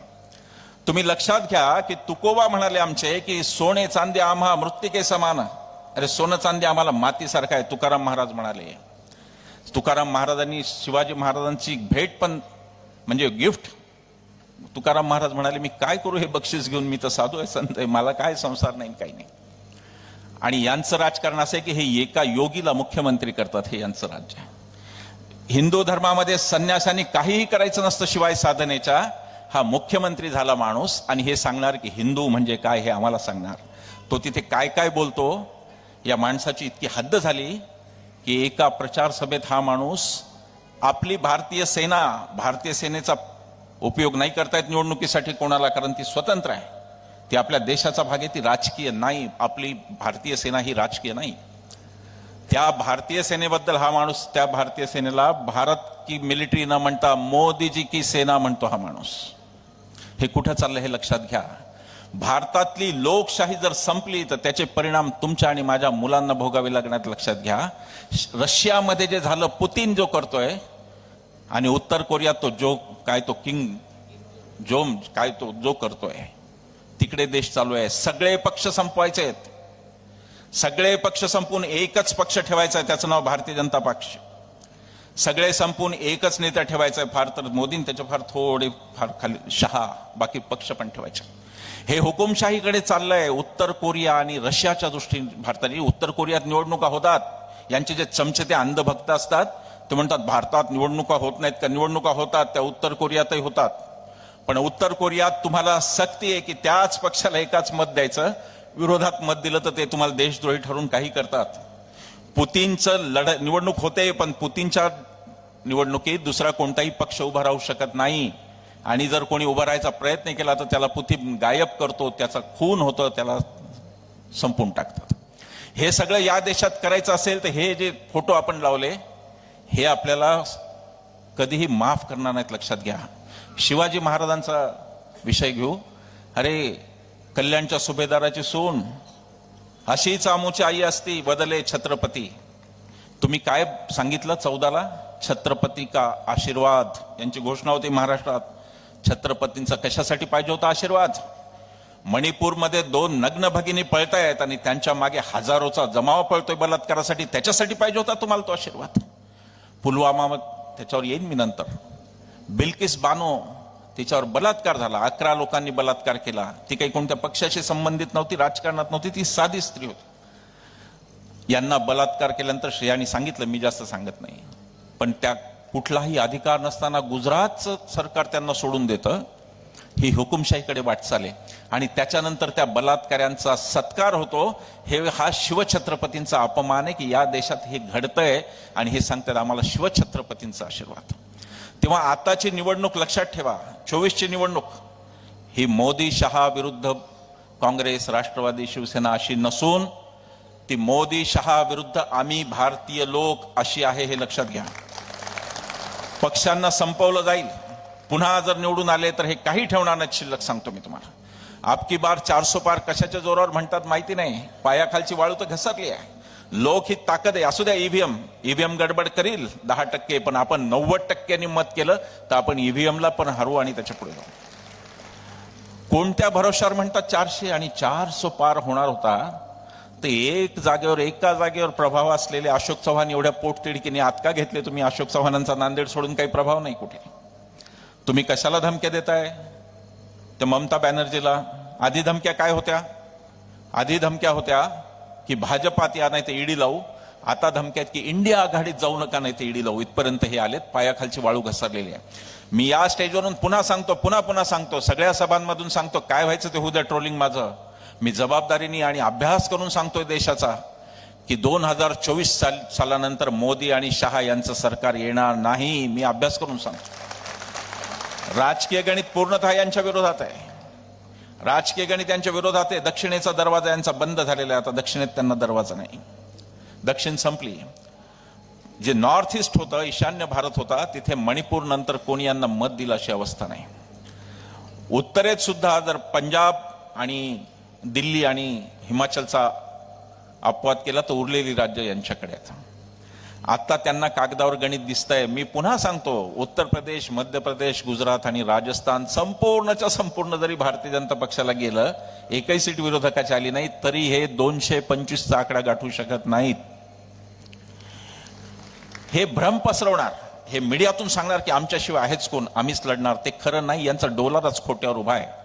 या देशाचे गृहमंत्री अमित शहा ऑन रेकॉर्ड भाषण करताना म्हणाले की आम्ही खरं असो किंवा खोटं, लक्षात घ्या शब्द, खरं असो किंवा खोटं, आम्ही ते करोडो लोकांपर्यंत क्षणार्धात पोहोचू शकतो, ही आमची ताकद आहे. ही खोटं बोलण्याची ताकद, ही कशी ताकद नाही. आणि महात्मा गांधींचं सत्य काय हे आपल्याला या निवडणुकीत दाखवायचं आहे. हे सगळे राष्ट्रपुरुष, मी आता खूप वेळ घेणार नाही, पण या सगळ्या राष्ट्रपुरुषांच्या विरोधात काय चाललंय हे मी तुम्हाला सांगतो. बाबासाहेबांचा महात्मा ज्योतिराव फुले यांच्याबद्दल स्त्री शिक्षण यांनी आणलं भारतात. ज्योतिबा जर नसते आणि सावित्रीबाई जर नसत्या तर इथे बसलेले अनेक लोक कधीही शिकलेलेच नसते. त्या शिक्षणावर काय चाललंय, यांनी दिल्ली सरकारची कोंडी केली शाळा चांगल्या आहेत म्हणून, मनीष सिसोदियाला जेलमध्ये टाकलं. आरोग्यामध्ये कोंडी केली त्या सरकारची, लॅबोरेटरीज बंद पाडल्या, औषध पुरवठा बंद केला. दिल्लीतली माणसं मरावीत असं यांना वाटत होतं की अशी परिस्थिती आहे. स्त्रियांचं काय चाललंय, बिल्किस बानोचं बोललो, मणिपूरचं झालं, अनेक. आणि ते संदेश खाली सुद्धा आम्ही सुद्धा त्याचा निषेध करतो. आम्ही निवडक भूमिका घेत नाही. जर या महिलांवर कुठे अत्याचार होत असेल तर तो निषेधार्हच आहे. पण त्या महिलांवर सरकार काय करतंय हा मुद्दा आहे. सुरक्षा पुरवू शकता की नाही हा मुद्दा आहे. उन्नावमध्ये एक दलित मुलीचं काय झालं हा मुद्दा आहे. कसा रोहित वेमुला नावाचा दलित युवक एका मंत्र्याच्या, भारतीय जनता पक्षाच्या प्रेशर खाली त्यांनी आत्महत्या केली हा मुद्दा आहे. आणि म्हणून मला इथं आवाहन करायचंय महिलांना की जर तुम्हाला पुढच्या काळात अजून वाईट दिवस सोडून घ्यायचे नसतील तर कृपा करून महिला म्हणून मतदान करा. कोणत्या जाती धर्माच्या म्हणून करू नका, पण या सरकारच्या विरुद्ध मत द्या. त्याचं कारण महिलांसाठी सगळ्यात असुरक्षित असा कालखंड हा मोदी कालखंड आहे. 2014 ते 2000 तुम्ही अभ्यास करा, 2024 पर्यंत पहा. महिला अत्याचाराच्या घटना आणि यांची मानसिकता ती आहे म्हणून आहे. योगीनी असा ऑर्डर काढली की 8 नंतर रात्री मुलींनी क्लासेसमध्ये जाऊ नये शिकायला. ही कोणती पद्धत आहे. तुम्ही एकीकडे दावे करता की यूपी आता फार सेफ झालं, आता गुंडांचा बंदोबस्त झाला, आता गुंड नाहीत यूपी मध्ये, तर मग 8 नंतर येणारे कोण आहेत ज्यांच्या भीतीने तुम्ही मुलींनाच घरात बसवता. हे ज्योतिराव फुले आणि सावित्रीबाईंच्या विरोधातली गोष्ट आहे. पुढे आपण लावलेत राजर्षी शाहू. मला सावध करायचं आहे. आरक्षण जे समता म्हणून घटनेने दिलं, आरक्षण हा कोणी कोणावर केलेला उपकार नाही. आरक्षण हे समता आणि हजारो वर्ष ज्या जातींवर अन्याय झाला त्या जातींसाठी आपण घटनेत दिलं. ते आरक्षण संपवण्याचे सगळे प्रयत्न चालू आहेत. लॅटरल एंट्री असा एक नवा आणलाय आणि त्याच्यामध्ये संघाचे स्वयंसेवक सेक्रेटरी पदाच्याही वरची पदं घेत आहेत आता. म्हणजे जे IAS होतात, IPS होतात त्यांच्या वर संघाचे स्वयंसेवक बसतायत. उघडे डोळे ठेवून याकडे बघा. आरक्षण कागदावर संपवलेलं नाहीये, कागदावर आरक्षण कायम आहे, पण लॅटरल एंट्री नावाचा प्रकार करून ते आरक्षण तसं वळवण्यात आलेलं आहे. आणि तिथं कोण येत आहेत त्याचा शोध घ्या, तुम्हाला कळेल ते कोण लोक आहेत तिथे. हा देश अराजकाकडे नेण्याचा सगळा सगळा सगळा सगळा प्रयत्न चालू आहे. मला माहिती नाही की या देशाच्या कोणत्या पंतप्रधानांनी मिलिटरीचा वापर केला होता का नाही, पण त्याचाही वापर केला. आणि पंतप्रधान 1900 इलेक्शनमध्ये म्हणाले, ते अत्यंत दुर्दैवी होतं ते म्हणणं. ते अत्यंत, यांच्याचकडे एक अटल बिहारी वाजपेयी होते जे म्हणत होते की जर काही तडजोड करून सत्ता अगर आने वाली है तो मैं इसको चिमटे से भी स्पर्श नहीं करूंगा असं म्हणत होते. आज काय पिढ्या पाहतायत त्यांच्याच पक्षाचे लोक, आणि त्यांच्या पक्षाच्या लोकांनाही खंत वाटत नाही, नेत्यांनाही वाटत नाही. त्यांचे समर्थक तर ते भक्तुले इतके निर्लज्ज आहेत की अशी जमात तर कधी मी पाहिलीच नाही. ते फेसबुकवर फक्त याला त्याला पाकिस्तानला जाण्याचे सल्ले देतात. नीच संस्कृती एक यांनी आणली, खोटारडेपणाची नीच संस्कृती यांनी आणली की जिथे प्रत्येकाच्या देशप्रेमावर यांनी संशय घ्यायचा. कोण संशय घेत आहे आमच्या देशप्रेमावर, तर ते घेत आहेत ज्यांनी राष्ट्रपित्याला गोळी घातली, ते आम्हाला राष्ट्रवाद शिकवतायत. ज्यांनी राष्ट्रगीताची अवहेलना केली, ते म्हणाले वंदे मातरम. हे त्यांना हेही माहित नाही वेड्यांना की वंदे मातरम सुद्धा काँग्रेसचंच गाणं होतं. काँग्रेसच्या सगळ्याच अधिवेशनांमधून ते म्हणलं. पण ती निर्बुद्धचपणा ना, डोक्याचा भागच नाही. फक्त अफवा शिकवतात, कुजबुजच शिकवतात. बाकी यांना पुस्तकं वाचायला कोणी शिकवत नाही. राष्ट्रगीत जनगण मन हे आपल्या राज्यघटनेने आणलेलं अधिकृत राष्ट्रगीत आहे. आणि वंदे मातरम हेही आम्हाला वंदनीय असणार. गदिमा म्हणाले वेदमंत्राहून आम्हा वंदे वंदे मातरम. तेही वंदे आहे आम्हाला, पण ते आमचं राष्ट्रगान आहे. अधिकारिक राष्ट्रगीत आमचं जनगण मन आहे. त्याला यांनी विरोध केला. राष्ट्रध्वजाला यांनी विरोध केला. ऑर्गनायझर नावाचं यांचं मुखपत्र आहे संघाचं. त्यात 14 जानेवारी 47 स्वातंत्र्याच्या 1 दिवस आधी एक लेख आला होता आणि त्याच्यात त्यांनी म्हणलं होतं की आम्ही हा तिरंगा मानत नाही, कारण 3 हा हिंदू धर्मात अशुभ आकडा आहे आणि म्हणून हा म्हणजे राष्ट्रध्वज मानत नाही. तर राष्ट्रपिता, राष्ट्रध्वज आणि राष्ट्रगीत यांच्याशी ज्यांनी प्रतारणा केली ते आपल्याला आज राष्ट्रवाद शिकवतात की राष्ट्र म्हणजे काय. वेगवेगळ्या मोहिमा काढतात, घर घर तिरंगा, हर घर तिरंगा. अरे तुमच्याकडे आत्ता आला तिरंगा, आमच्याकडे 42 पासून आहे. इथे बसलेली बहुतेक मंडळी स्वातंत्र्य सैनिकांचे, मला खात्री आहे तुम्ही वंशज आहात, सगळ्यांच्या आपल्या वाडवडिलांनी स्वातंत्र्य सैनिक म्हणून काम केलंय. त्यांच्याकडे 42 पासून तिरंगा आहे. राष्ट्रीय स्वयंसेवक संघाच्या मुख्यालयावर 2002 म्हणजे स्वातंत्र्यानंतर 55 वर्षांनी तिरंगा फडकवला. तोही यांनी स्वतः फडकवला नाही, 3 मुलांनी आंदोलन केलं, बळजबरीने तिरंगा लावला. त्यावेळेस पासून हे तिरंगा लावायला लागले. हे आम्हाला सांगणार घर घर तिरंगा हर घर तिरंगा? कोणत्या नकली माणसांकडून आम्ही शिकायचं? हे आमची ती तयारी नाही. तिरंगा, राष्ट्रध्वज, राष्ट्रगीत, राष्ट्रप्रेम हे तुमच्याकडून शिकावं एवढी वाईट वेळ आमच्यावर आलेली नाही. आणि असं म्हणून आपण यांचा हा राष्ट्रवाद नाकारला पाहिजे की जो राष्ट्रवाद बोगस आहे. पुलवामामध्ये त्या राष्ट्रवादाचे धज्जे उडाले. त्यांच्याच पक्षाचे राज्यपाल राहिलेले सत्यपाल मलिक यांनीच सांगितलं की सैनिकांना विमानं न दिल्यामुळे आमचे सैनिक मारले गेले आणि हे आम्हाला राष्ट्रवाद शिकवतात. हे 2014 लढले खोट्या आश्वासनांवर. ती काय होती त्याच्याकडे मी येईन. त्याचं नाव होतं गुजरात मॉडेल, त्याच्यावर येईन. आणि 2019 लढे पुलवामावर, ज्याच्यामध्ये चूक यांची होती. यांनी विमानं दिली नाही म्हणून आमचे सैनिक मेले. त्याचाही वापर यांनी राजकारणासाठी केला.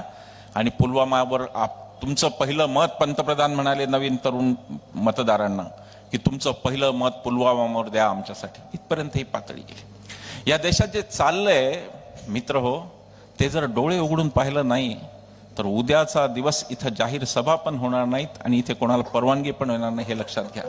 हे तिकडे चाललंय. पहिल्या 2 टर्म्समध्ये ते झालं आणि तिसरी टर्म आता तिकडे चालली आहे. यांनी आपल्याला सांगितलं होतं, त्याचं नाव होतं गुजरात मॉडेल. त्या गुजरात मॉडेल बद्दल 2 शब्द बोलू. फक्त काही आकडे सांगतो, मला माहिती आहे थोडं कंटाळवाणं असतं आकडे, पण ऐका. हे गुजरात तो गुजरात आहे हा आजचा, जिथं माननीय नरेंद्र मोदीजी 15 वर्ष मुख्यमंत्री राहिले आणि गेली 10 वर्ष पंतप्रधान, म्हणजे 25 वर्ष यांचा गुजरात आहे हा. त्या गुजरातची प्रगती काय तुम्हाला सांगतो. गुजरातमध्ये 38% लोकांना सकस अन्न मिळत नाही, न्यूट्रिशनल फूड. महागाईमध्ये देश 7.41 तर गुजरातमध्ये 7.95% महागाई आहे. शिक्षण क्षेत्रात गुजरात 5वा यांचा, म्हणून त्या मनीष सिसोदियाला अटक होते. बोगस डिग्रीवालाच नेता असला तर शिक्षण क्षेत्रात काय वाट लागणार आहे सगळ्यांना माहिती आहे. आरोग्यामध्ये गुजरात 12वा आहे. यांना सिलेंडर आणि ऑक्सिजन महाराष्ट्राने पुरवला. हे उद्धव ठाकरेंवर टीका करत होते, राजेश टोपेंवर टीका करत होते. गुजरातला ऑक्सिजनचे सिलेंडर कोरोनात महाराष्ट्राने पुरवले पंतप्रधानांच्या राज्याला. 37% घरांमध्ये स्वच्छ इंधन नाही गुजरातच्या. आणि सगळ्यात वाईट गोष्ट, गुजरातमध्ये दरवर्षी 22% मुली शाळा सोडून देतात. या प्रश्नावर त्यांना बोलायचं नाहीये. यांना त्या आरोग्याच्या प्रश्नावर बोलायचं नाही, यांना इतर कोणत्याही प्रश्नावर बोलायचं नाही. दारिद्र्य रेषेखाली गुजरातमध्ये 21.4% लोक हे दारिद्र्य रेषेच्या खाली आहेत, जे देशापेक्षा मोठं जास्त प्रमाण आहे. त्याच्यावरती हे बोलत नाहीत. देश कुठे चाललाय लक्षात घ्या. फक्त काही बाजारभाव आम्ही दर सभेत सांगतो म्हणून सांगतो. पेट्रोल 66 रुपये होतं, मनमोहन सिंगांनी सोडलं, आज ते 107 आहे. डिझेल 52 रुपये होतं, ते आज 95 रुपये. गॅस 410 रुपये होता, तो आज 837 आहे. भारताच्या डोक्यावरचं कर्ज चौपट झालेलं आहे. मनमोहन सिंग सोडताना तुमच्या माझ्या डोक्यावर जर 1 रुपया कर्ज होतं तर आज ते 4 पट कर्ज झालेलं आहे. 461 बिलियन US डॉलरचं कर्ज होतं, आज ते 1669 बिलियन US डॉलर एवढं झालेलं आहे. भूक निर्देशांकात भारत 125 मध्ये 111वा आहे. भूक अत्यंत बेसिक गरज, माणसाचं जेवण पहिलं असतं, बाकी काय. तिथे भारत पिछाडलेला आहे. देशामध्ये उपासमारी होतीये, भूक बळी जात आहेत. आणि हे आपल्याला कोणता तरी भलताच विकासाचं सांगतायत. कुठेतरी ब्रिजेस बांधून दाखवतात, काहीतरी करून, आणि इव्हेंट बाजी, सतत इव्हेंट, काहीतरी इव्हेंट सतत करत राहायचे. मध्ये ते G20 परिषद झाली, 20 राष्ट्राचे आले होते प्रमुख. आता ते खरं G20 म्हणजे, आता इथं महिला भगिनी बसल्यात, ते म्हणजे खरं म्हणजे हळदी कुंकू आहे हो. आज या घरी, उद्या त्या घरी, परवा त्यांच्या घरी, त्याशिवाय त्याच्यात काही नाही. पण वातावरण असं केलं की मोदीजींनी आता 20 देश जिंकले असं वातावरण केलं. अरे याच देशात इंदिरा गांधींनी 100 राष्ट्रांची शिखर परिषद घेतली होती, पण गवगवा नव्हता केला. हे काय चाललंय तुम्ही डोळे उघडून बघा की आपण कुठे चाललोय आणि हे काय दाखवणं चाललंय.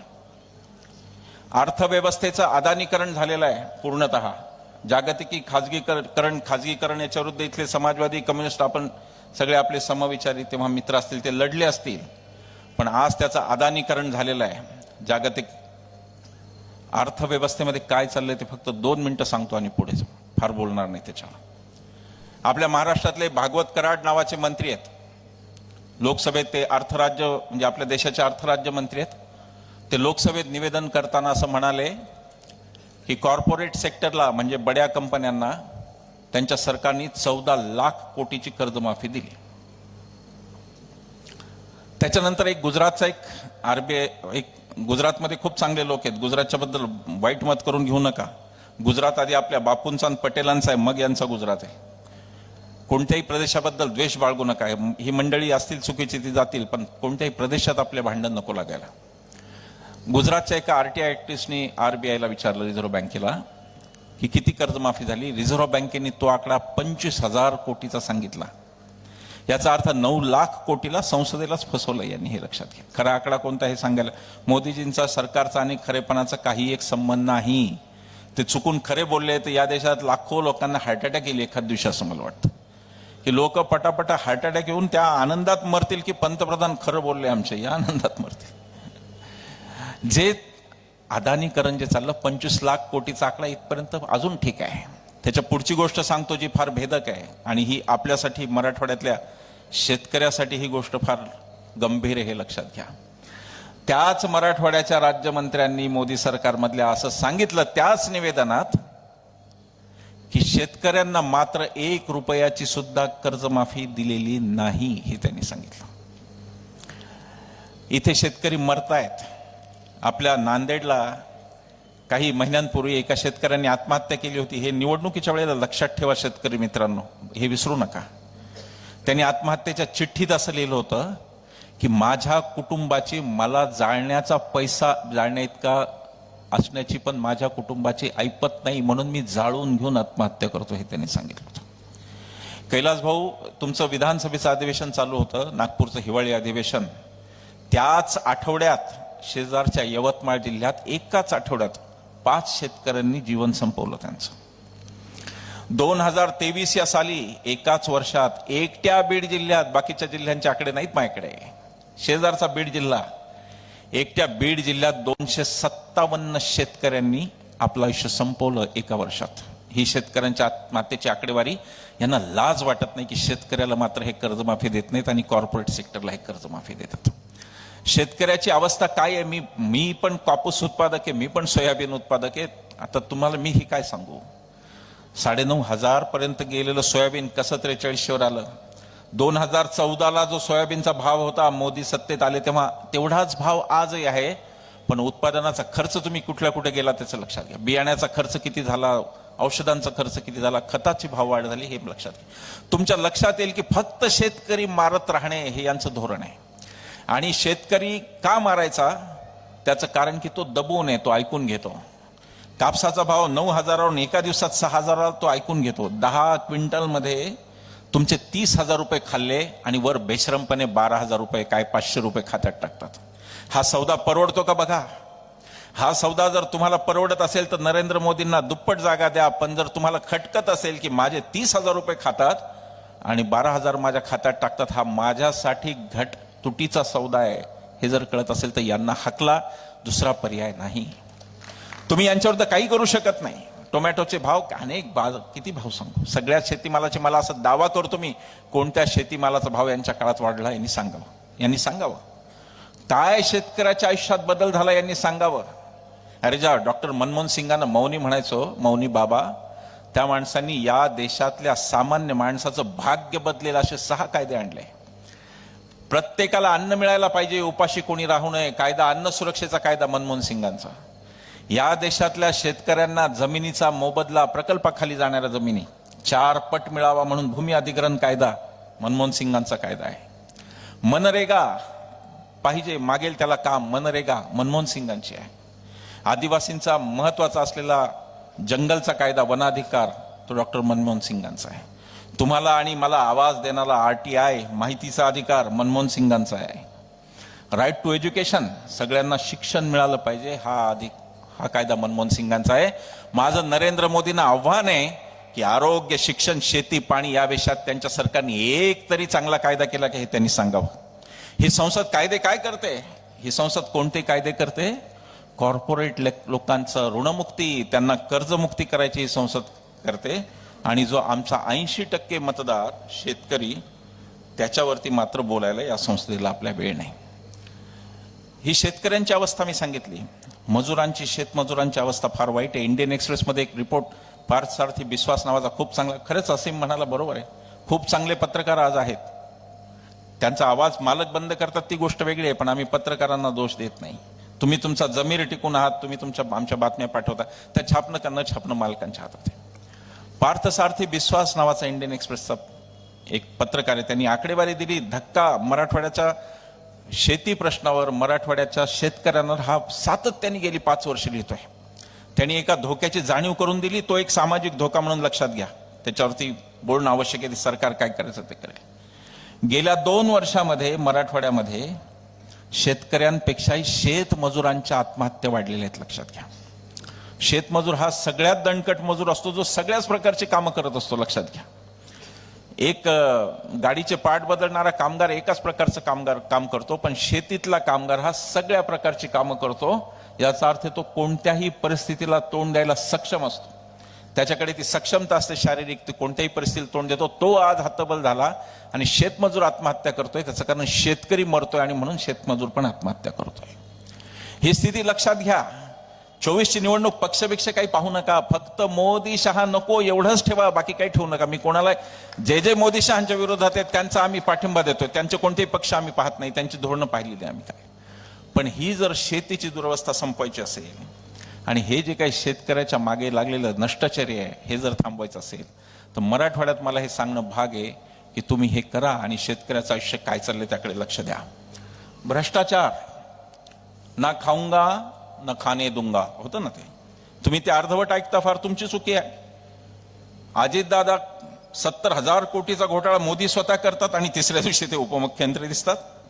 ना खाऊंगा न खाने दूंगा, खाने वाले हरेक को भाजपा में लाऊंगा, असं होतं पुढचं ते.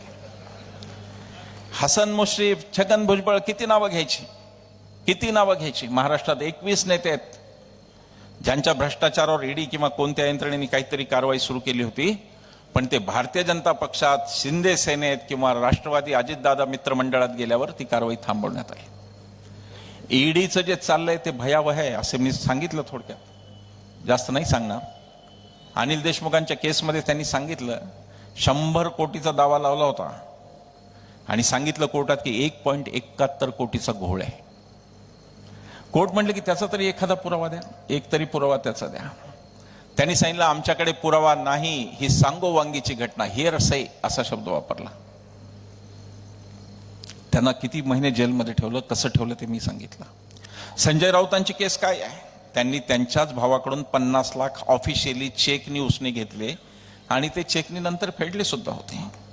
ही 50 लाखाची रक्कम त्यांच्या राज्यसभेतल्या सगळ्या शपथपत्रांमध्ये दिसत होती. पण त्या भावाचा कुठल्या तरी काहीतरी कंपनीशी संबंध लावून संजय राऊतांना जे बोलेल त्यांना मी 8 टाकू. लक्षात घ्या. ईडीचं काय, ईडी आता एन्फोर्समेंट डिपार्टमेंट राहिलेलं नसून ते भारतीय जनता पक्षाचं इलेक्शन डिपार्टमेंट झालेलं लक्षात घ्या. हे सगळे पळपुटे जे पळाले ना सुरत आणि गुवाहाटीला, हे त्या ईडीमुळे पळालेत. प्रत्येकावर काही ना काही होतच आणि अजूनही पळतायत. तुमच्या तालुक्यातले एक काँग्रेसचे नेते पण परवा पळाले, बसवराज पाटील. काही लोक म्हणतात बाबा बँकेचा काहीतरी लफडा आहे वगैरे. आता हे साखर कारखाने बँकवाले अशीच अडचणीत आले. सहकार चळवळ झाली नसती तर बरं केलं असतं, असं वर विखे पाटलांना वाटलं असेल, किंवा ही सहकार चळवळ मी काढली नसती तर. सगळे त्याच भीतीने गेलेत. हे कोणी काय विचारधारा वगैरे यांना काही नाही संबंध नाही, यांचा विचार करण्या इतकं डोकंच नाही यांना कोणाला, तर विचार काय करणार आहेत. हे फक्त ईडीच्या भीतीने गेलेले आहेत. एकनाथ शिंदे यांच्या पीएला सचिन जोशी असं काहीतरी बहुधा नाव आहे त्यांचं. त्यांना जेव्हा ईडीने ताब्यात केलं तेव्हा त्या सत्तांतराची हालचाल सुरू झाली. मोदींची भ्रष्टाचारावर भूमिका काय हा खरा मुद्दा आहे. इकडे सांगायचं ना खाऊंगा ना खाणे दूंगा आणि तिकडे 70,000 कोटी खाणाऱ्या त्यांनीच आरोप केला, त्यांना तिथे उपमुख्यमंत्री करायचं. सगळे भ्रष्ट भाजपात आहेत, लक्षात घ्या. कृपाशंकर सिंग, त्यांना जौनपूरमधून तिकीट दिलंय. हेच कृपाशंकर सिंग होते ज्यांच्यावर हेच देवेंद्र फडणवीस विधानसभेत आरोप लावत होते की 400 एकर बेनामी जमीन यांची कोकणात. हेच देवेंद्र फडणवीस होते आणि हेच कृपाशंकर सिंग आहेत जे आता जौनपूरमधून भारतीय जनता पक्षाच्या तिकिटावर लढतात. भ्रष्टाचारावर यांची भूमिका काय? समृद्धी महामार्ग कोणी खाल्ला? पुढे तुमचं सरकार येणार आहे, मी तुम्हाला सांगतो, महाविकास आघाडी, मी तुम्हाला गॅरंटी देतो महाराष्ट्रात तुमचं सरकार येणार आहे. ते जर यायचं नसतं तर एवढी माणसं इथे आलीच नसती. आम्ही काही खरंच बाळासाहेब ठाकरेंसारखे वक्ते नाही कोणी. ही माणसं आली ती ग्वाही द्यायला. कॅमेरामन भाऊ, माझी विनंती आहे की हे फिरवा. याच्यासाठी नाही की आमच्या सभेला एवढी माणसं आली, याच्यासाठी की मोदी शहांना पाडण्याची इच्छा असलेली एवढी माणसं आली, हेच दाखवण्यासाठी.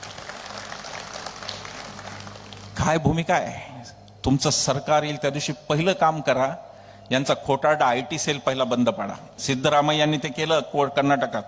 सिद्धरामय्यांनी पहिलं काम केलं की यांचा IT सेल, जिथून खोट्याची फॅक्टरी, झूट की फॅक्टरी, प्रत्येक नेत्याचे मॉर्फ केलेले खोटे फोटो, बायकांबरोबरचे चारित्र्यहनन करणारे खोटे, ते पहिलं काढा.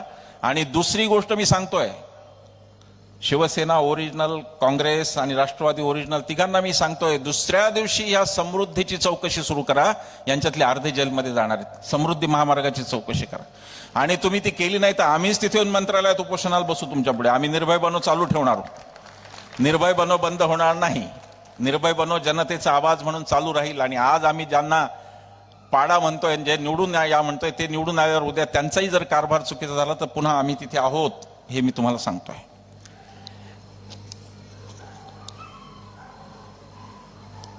आता काहीतरी मला सांगण्यात आलंय, तेरणा ट्रस्ट, शेतकऱ्यांची ट्रस्ट खाजगी केली, असं मला तुमच्या इथले स्थानिक राणा जगजित सिंह पाटील जी यांचं आता हे अशा चिठ्ठ्या तुम्ही द्यायच्या ठरवल्या ना, सकाळी 5 पर्यंत हे चालेल भाषण.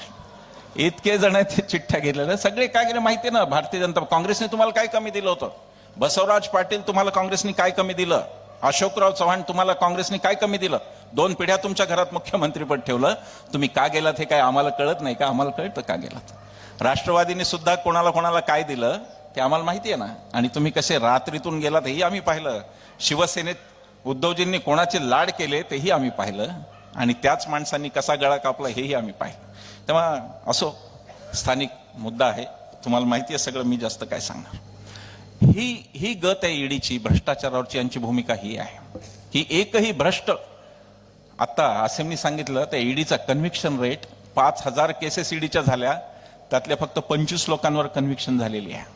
याचा अर्थ ईडी जेव्हा 200 लोकांना पकडते तेव्हा फक्त एका माणसाचा गुन्हा सिद्ध करू शकते. त्याचाच अर्थ उरलेला 199 अटक या राजकीय आणि विरोधी पक्षाच्या सूडबुद्धीने केलेल्या अटक आहेत. ईडी मनमोहन सिंगांच्या काळात होती, पण तो माणूस इतका सज्जन होता की तुम्हाला ईडी हे नाव पण कधीच ऐकायला मिळालं नाही. ईडीचा जो गैरवापर, आणि ते सुप्रीम कोर्टाचा आहे. यंत्रणा ताब्यात घेतल्या जात आहेत. सुप्रीम कोर्ट सुद्धा दहशतीखाली असे अनेक प्रसंगी तुम्हाला दिसेल की कोणती तरी एक अदृश्य दहशत त्यांच्यावर आहे. आणि त्यांच्याकडे काय चाललंय? रंजन गोगोईंवर स्वतःवर लैंगिक शोषणाचे आरोप होते. चीफ जस्टिस ऑफ इंडिया, त्यांनी स्वतःच ठरवलं की ती केस कोण ठरवणार हे त्यांनी स्वतः ठरवलं. न्यायाचं पहिलं तत्व आहे की आरोपी हा न्यायाधीश असू शकत नाही, परंतु रंजन गोगोई स्वतःच न्यायाधीश झाले. अरुण मिश्रा नावाचे दुसरे जज, ते अरुण मिश्रांनी अफरातफरीचा गुन्हा होता त्यांच्यावर, पैसे खाल्ल्याचा आरोप. त्यांनी सुद्धा स्वतःच जज निवडले आणि स्वतःचा निकाल स्वतःच देऊन टाकला. ते रंजन गोगोई नंतर तुम्हाला भारतीय जनता पक्षाचे खासदार झालेले दिसले. राम मंदिराचा निर्णय देणारे रंजन गोगोई काहीही, कुठलाही राजकीय संकेत, नैतिकता कुठली, काहीही नैतिकतेचा यांचा तर काही संबंधच नाही. यांचा नैतिकतेचा काही एक संबंध नाही. राहुल नार्वेकरांनी जे केलं, आता मी ऐकलं त्याची बक्षिसी म्हणून त्यांना लोकसभेत जाणार आहेत, अध्यक्ष करणार आहेत. अनुभव दांडगा आहे सगळे पक्ष फोडण्याचा. खूप दांडगा अनुभव केलं पाहिजे, अशी माणसं पाहिजेत वर, फार अनुभवी गृहस्थ आहेत. आम्ही त्यांच्या मतदारसंघात निर्भय बनोच्या 3 सभा घेणार आहोत. आम्ही त्यांच्या मतदारांना सांगणार आहोत की हे काय, राहुल नार्वेकर काय वागले हे आम्ही त्यांच्या मतदारसंघात 3 सभा मुंबईला घेऊन सांगणार आहोत लोकांना की हे काय वागले. नैतिकतेचे धिंडवडे निघाले, राजकीय संकेत धुळीला मिळाले सगळे, आणि राज्यघटनेची दररोज पायमल्ली चालू आहे. मला आवाहन करायचं आहे, राज्यघटना स्वस्तात आलेली नाही. आपल्या बापजाद्यांनी स्वातंत्र्याचा लढा लढला आणि त्याच्यानंतर फार कष्टपूर्वक डॉक्टर बाबासाहेब आंबेडकरांनी राज्यघटना आणली. ती वाचवणं हे तुमचं माझं प्रत्येकाचं काम आहे. राज्यघटना जर या देशावरची संपली तर तुमचं माझं अस्तित्व शून्य आहे. कारण तुम्हाला आणि मला अस्तित्व देणारा एकमेव पोथी म्हणजे भारतीय राज्यघटना. इतरांच्या लेखी आपण माणूस आहोत का नाही माहिती नाही, पण भारतीय राज्यघटनेच्या लेखी आपण नागरिक आहोत आणि आपण सगळ्यात पॉवरफुल आहोत.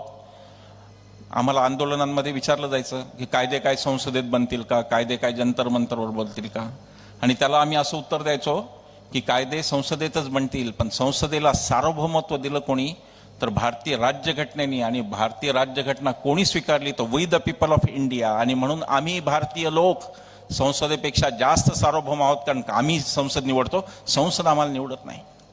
तेव्हा ही संसद, हे सरकार, हे न्यायालय आणि हे सगळा चौथा खांब आणि ही लोकशाही आणि ही राज्यघटना टिकवायची असेल तर आता तुम्हाला यांच्यावरचा काहीतरी निर्णय घ्यावा लागेल. यांनी PM केअर फंड नावाची गोष्ट काढली. यांचा पैसा कुठून येतो बघा, भारतीय जनता पक्षाचा पैसा. नोटाबंदी हा आपल्याला लोकांना वाटतं की नोटाबंदी हा ही चूक होती, तसं नव्हतं. नोटाबंदी चूक नव्हती, नोटाबंदी हा सुनियोजित भ्रष्टाचार आहे. मला सांगा की धाराशिव मधल्या एका तरी व्यापाऱ्याला काळ्या नोटा बुडाल्या म्हणून एखाद्या श्रीमंत माणसाला हार्ट अटॅक आला का? आला नाही. त्याचं कारण सगळे पैसे नोटा बदलून देणारी, 20% कमिशन घेऊन नोटा बदलून देणारी यंत्रणा कार्यान्वित होती. ती कोणाची होती हा प्रश्न विचारा. अहमदाबादची एक बँक, अहमदाबाद जिल्हा बँक, ज्याच्यावर माननीय अमित शहाजी डायरेक्टर होते, या बँकेने 5 दिवसात 845 कोटी रुपये बदलून दिलेत. भारतीय जनता पक्षाच्या ताब्यात असलेल्या गुजरातमधल्या 11 सहकारी बँकांमधून 3000 कोटीच्या वर नोटा बदलून दिल्या. पण नंतर उस्मानाबाद बँक मात्र ते करते, त्याला फ्रॉड म्हणलं गेलं. थोडक्यात उस्मानाबाद बँकेनी, बीड जिल्हा बँकेनी करायचं नाही, ते फक्त गुजरातच्या बँका करणार आहेत. 3000 कोटी यांनी रेग्युलराइज केले. नोटबंदीला कृपा करून चूक समजू नका, नोटबंदी हा सुनियोजित घोटाळा होता. आणि नोटबंदीनंतर कोणत्या पक्षाची मोठमोठी कार्यालय कोणत्या जिल्ह्यात झाली ते मी तुम्हाला सांगायला नको. दुसरा यांचा घोटाळा परवा सुप्रीम कोर्टने थांबवला. तो घोटाळा होता इलेक्टोरल बॉन्ड्स. इलेक्टोरल बॉन्ड म्हणजे आम्ही तुमचं काम करायचं सरकारमध्ये बसून अदानीचं, त्या बदल्यात अदानीने आम्हाला पैसे द्यायचे आणि किती पैसे दिले हे विचारायचा लोकांना अधिकार नाही. सुप्रीम कोर्टात त्यांनी अफिडेव्हिट दिलेलं आहे. हे सरकार इतकं निर्लज्ज सरकार आहे की यांनी सुप्रीम कोर्टात अफिडेव्हिट दिलं होतं की पैसे कुठून येतात उमेदवाराचे हे जाणून घेण्याचा मतदाराला अधिकार नाही. इतकं निर्लज्ज सरकार आहे. सुप्रीम कोर्टने ते थांबवलं. इलेक्ट्रॉल बॉन्ड्समधून परवाच्या सभांपर्यंत मी 5270 कोटीचा आकडा सांगत होतो. आत्ता लक्षात आलं परवा ध्रुव राठीची क्लिप पाहताना की तो आकडा 10,000 कोटी रुपये भारतीय जनता पक्षाला मिळालेत. 16,000 कोटीचे एकूण इलेक्ट्रॉल बॉन्ड गेले, त्याच्यात 10,000 कोटी एकट्या भारतीय जनता पक्षाला मिळाले. आणि देशात जे उरलेले शेकडो पक्ष आहेत इतर, त्यांना मिळून, सगळ्यांना मिळून, प्रादेशिक वगैरे वगैरे वगैरे सगळ्यांना मिळून 6,000 कोटी मिळाले. ही यांच्या भ्रष्टाचाराची कथा आहे. हा PM केअर फंड सुद्धा भ्रष्टाचार. भारतीय जनता पक्षाला 2,913 कोटी रुपये भारतीय जनता पक्षाला म्हणजे PM केअर फंडला. पण तो भारतीय जनता पक्षाचा अशासाठी म्हणायचं की तो खाजगी का सरकारी हे कोणाला माहिती नाही. ह्या फंड माहिती अधिकारात येत नाही. हा माहिती अधिकारातच येत नाही आणि त्यामुळे खाजगी का सरकारी तेच माहित नाही. तिथून 2,913 कोटी आपल्याच कंपन्यांनी, इंडियन ऑइल सारख्या जे महाग आपल्याला पेट्रोल विकतात, त्यांनी 2,913 कोटी रुपये त्यातून दिलेत. यांचे बसवराज यत्नाळ नावाचे, बसवगौडा यत्नाळ नावाचे आमदार आहेत कर्नाटकाचे, त्यांनी उघड धमकी दिली आणि ते म्हणाले की जर माझ्या विरुद्ध काही बोलला तर याद राखा 40,000 करोडचा कोविड घोटाळा मी बाहेर काढेन. हे सगळं हाताळण्यासाठी हे सगळं कोणत्या दिशेने बघा, कारण आपण अडाणी लोकांना निवडून दिलं म्हणून ही हालत. अडाणी याचा अर्थ न शिकलेले लोक, त्यांना कळत नाही असं नाही. या देशात, या राज्यात वसंतदादा पाटलांसारख्या मोठ्या माणसांनी राज्य चालवलं जे काही शिकलेले नव्हते, पण ज्यांचे उद्देश वाईट नव्हते असे लोक निवडा. बाबासाहेबांना विचारलं होतं की ही घटना यशस्वी होईल का, तर बाबासाहेब असं म्हणाले की ही घटना कितीही वाईट लिहिलेली असेल पण राबवणाऱ्यांची नियत चांगली असेल तर ही यशस्वी होईल. या उलट ही घटना कितीही चांगली असेल पण राबवणाऱ्यांची नियत वाईट असेल तर ही यशस्वी होणार नाही. आपण आता दुसऱ्या काळात सध्या आपण जगत आहोत. सगळ्या गोष्टी मोडतोड करायची सगळीकडे. शेवटचा माझ्या मुद्द्यावर येतो आणि आता खरं माझे मित्र राज कुलकर्णी इथं बसले, त्यांना कधीतरी तुम्ही नेहरूंवरती व्याख्यान द्यायला बोलवा. ते नेहरू विषयातले तज्ज्ञ आहेत. आमचे भाऊ सुद्धा कळमनुरून आलेत. स्वागत आहे तुमचं. या देशातल्या जो यांचा राष्ट्रवाद, भंपक राष्ट्रवाद संघाचा, त्याचं एक अभिन्न अंग आहे, त्याचं एक अजून वैशिष्ट्य आहे म्हणजे इथल्या स्वातंत्र्य लढ्याची मोडतोड त्यांना करायची. जिथे मी नाही तिथलं मी सगळं मोडून काढीन. खेळात छोटा मुलगा असतो ना, तो म्हणतो की मला खेळात नाही घेतलं तर मी खेळ मोडतो सगळा. तशा प्रकारची वृत्ती आहे. संसद भवन केलं, मोदीजींना शककर्ता व्हायचं आहे, सगळं माझ्यापासून सुरू झालं. शिवाजी महाराजांपासून शक सुरू झाला, आपण शिवशक म्हणतो त्याला, शालिवाहन शक असतं. यांना सगळी सुरुवात स्वतःपासून करायची म्हणून ही मोडतोड. तर मी म्हणालो की अत्यंत टोकाचा व्यक्तिवाद आणि काही नाही, फक्त रंगीबेरंगी ड्रेस घालून फिरायचं. हे शाळेत गेलेत का माहीत नाही, कोणी क्लासमेट सापडत नाही म्हणतात शाळेतला. असा एकही माणूस समोर येत नाही म्हणतात जो म्हणतो हो आम्ही एका शाळेत होतो म्हणून. असा माणूस नाही. पण जर हे शाळेत गेले असतील तर यांना फॅन्सी ड्रेसमध्ये खूप दरवेळेला पारितोषिक मिळालं असेल.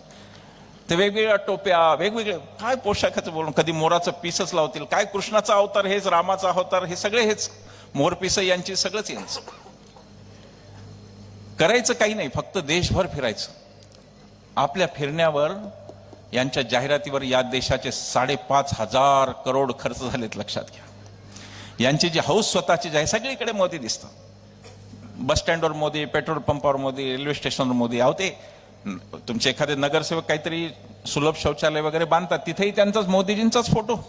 शौचालयावर तरी नगरसेवकाचा येऊ द्या बाबा, कोणाचा तरी तेवढ्यावर तरी येऊ द्या की मी बांधलं बा सुलभ शौचालय, चांगली गोष्ट केली आहे मी. हा सगळा व्यक्तिवाद या देशाचा सत्यानाश करतोय आणि त्याच्याबद्दल आंदोलनाची मोडतोड केली जाते. आम्ही काही गोष्टी मुद्दाम सांगतो, त्या प्रत्येक भाषणात सांगतो, त्या रिपीट होतात. माझ्याकडे 7 मिनिट आहेत, तेवढ्यात मी संपवणार आहे, 5च मिनिटात संपवणार आहे. आपल्या राष्ट्रनेत्यांची बदनामी ही यांची ही मोहीम आहे, लक्षात घ्या. मग ते आपले गांधीजी असोत, नेहरू असोत, सुभाषचंद्र बोस असोत, बाबासाहेब असोत किंवा सरदार पटेल असोत, या सगळ्यांच्या बदनामीची एक मोहीम तुमच्या व्हॉट्सअपवर चालते. 14 एप्रिलला बाबासाहेबांची जयंती असते, बरोबर 13 एप्रिलला मेसेज येतो की हे काय एकटे घटने तज्ज्ञ, तिथे काय 396 समिती होती वगैरे. मग त्यांना सांगायला लागतं अरे बाबा जे दुसरे 7 होते ते कधीही आले नाही आणि म्हणून राज्यघटना लिहिण्याची जिम्मेदारी बाबासाहेबांवर पडली एकट्यावर आणि म्हणून आपण त्यांना शिल्पकार म्हणतो, हे आपल्याला त्यांना सांगावं लागतं. प्रत्येक बाबीची मोडतोड चालू आहे. गांधीजींचं आणि बाबासाहेबांचं भांडण फार रंगून सांगितलं जातं की ते कसे एकमेकांचे शत्रू नव्हते. ह्या 2 परस्पर समांतर चाललेल्या रेषा आहेत. एक माणूस अस्पृश्यता नष्ट करतो म्हणतो तोही गांधीजी आहेत आणि बाबासाहेब दुसऱ्या बाजूने लढतायत. बाबासाहेबांना स्वाभाविक त्याची झळ जास्त आहे, कारण बाबासाहेबांनी भोगलेलं आहे आणि म्हणून बाबासाहेब हे जास्त वेगळ्या पद्धतीने त्या प्रश्नाकडे बघतात. यांनी इतकी भांडणं रंगवली बाबासाहेबांची आणि गांधीजींची. एक फक्त प्यारेलालजींनी नोंदवलेला किस्सा आहे, तेवढा सांगतो आणि पुढे जातो. प्यारेलालजी हे गांधीजींचे अनेक वर्ष सचिव होते. प्यारेलालजींनी किस्सा नोंदवलाय त्यांच्या पुस्तकात की बाबासाहेबांचे जे दुसरं लग्न झालं माईसाहेब आंबेडकरांच्या बरोबर, त्यावेळेला ते लग्न करून बाबासाहेब कारनी जात होते आणि तेवढ्यात त्यांना प्यारेलालजी दिसले. आपल्याला माहिती आहे की गांधीजींनी घोषणा केली होती, गांधीजी म्हणजे सतत स्वतःमध्ये बदल. 2022ला सनातनी म्हणवणारे गांधीजी पुढे असं म्हणतात की आता मी पुढे त्याच लग्नांना जाईन ज्याच्यात वधू किंवा वर यापैकी एक त्यावेळेसच्या, अस्पृश्यता आता नाही पण त्यावेळेसचा अस्पृश्य असेल त्याच्याच मी लग्नाला जाईन असं म्हणाले. एक सवर्ण आणि एक अस्पृश्य याच लग्नाला मी जाईन तथा त्यावेळेस. बाबासाहेबांनी, प्यारेलालजींनी लिहिलंय की बाबासाहेबांनी मला पाहिलं आणि ते गाडीतून खाली उतरले. बाबासाहेबांचे डोळे भरून आले होते आणि ते मला एवढंच म्हणाले, प्यारेलालजी आज जर बापू जिवंत असते तर माझ्या या लग्नाला नक्की आले असते, कारण माझं हे लग्न त्यांच्या अटीत बसत होतं.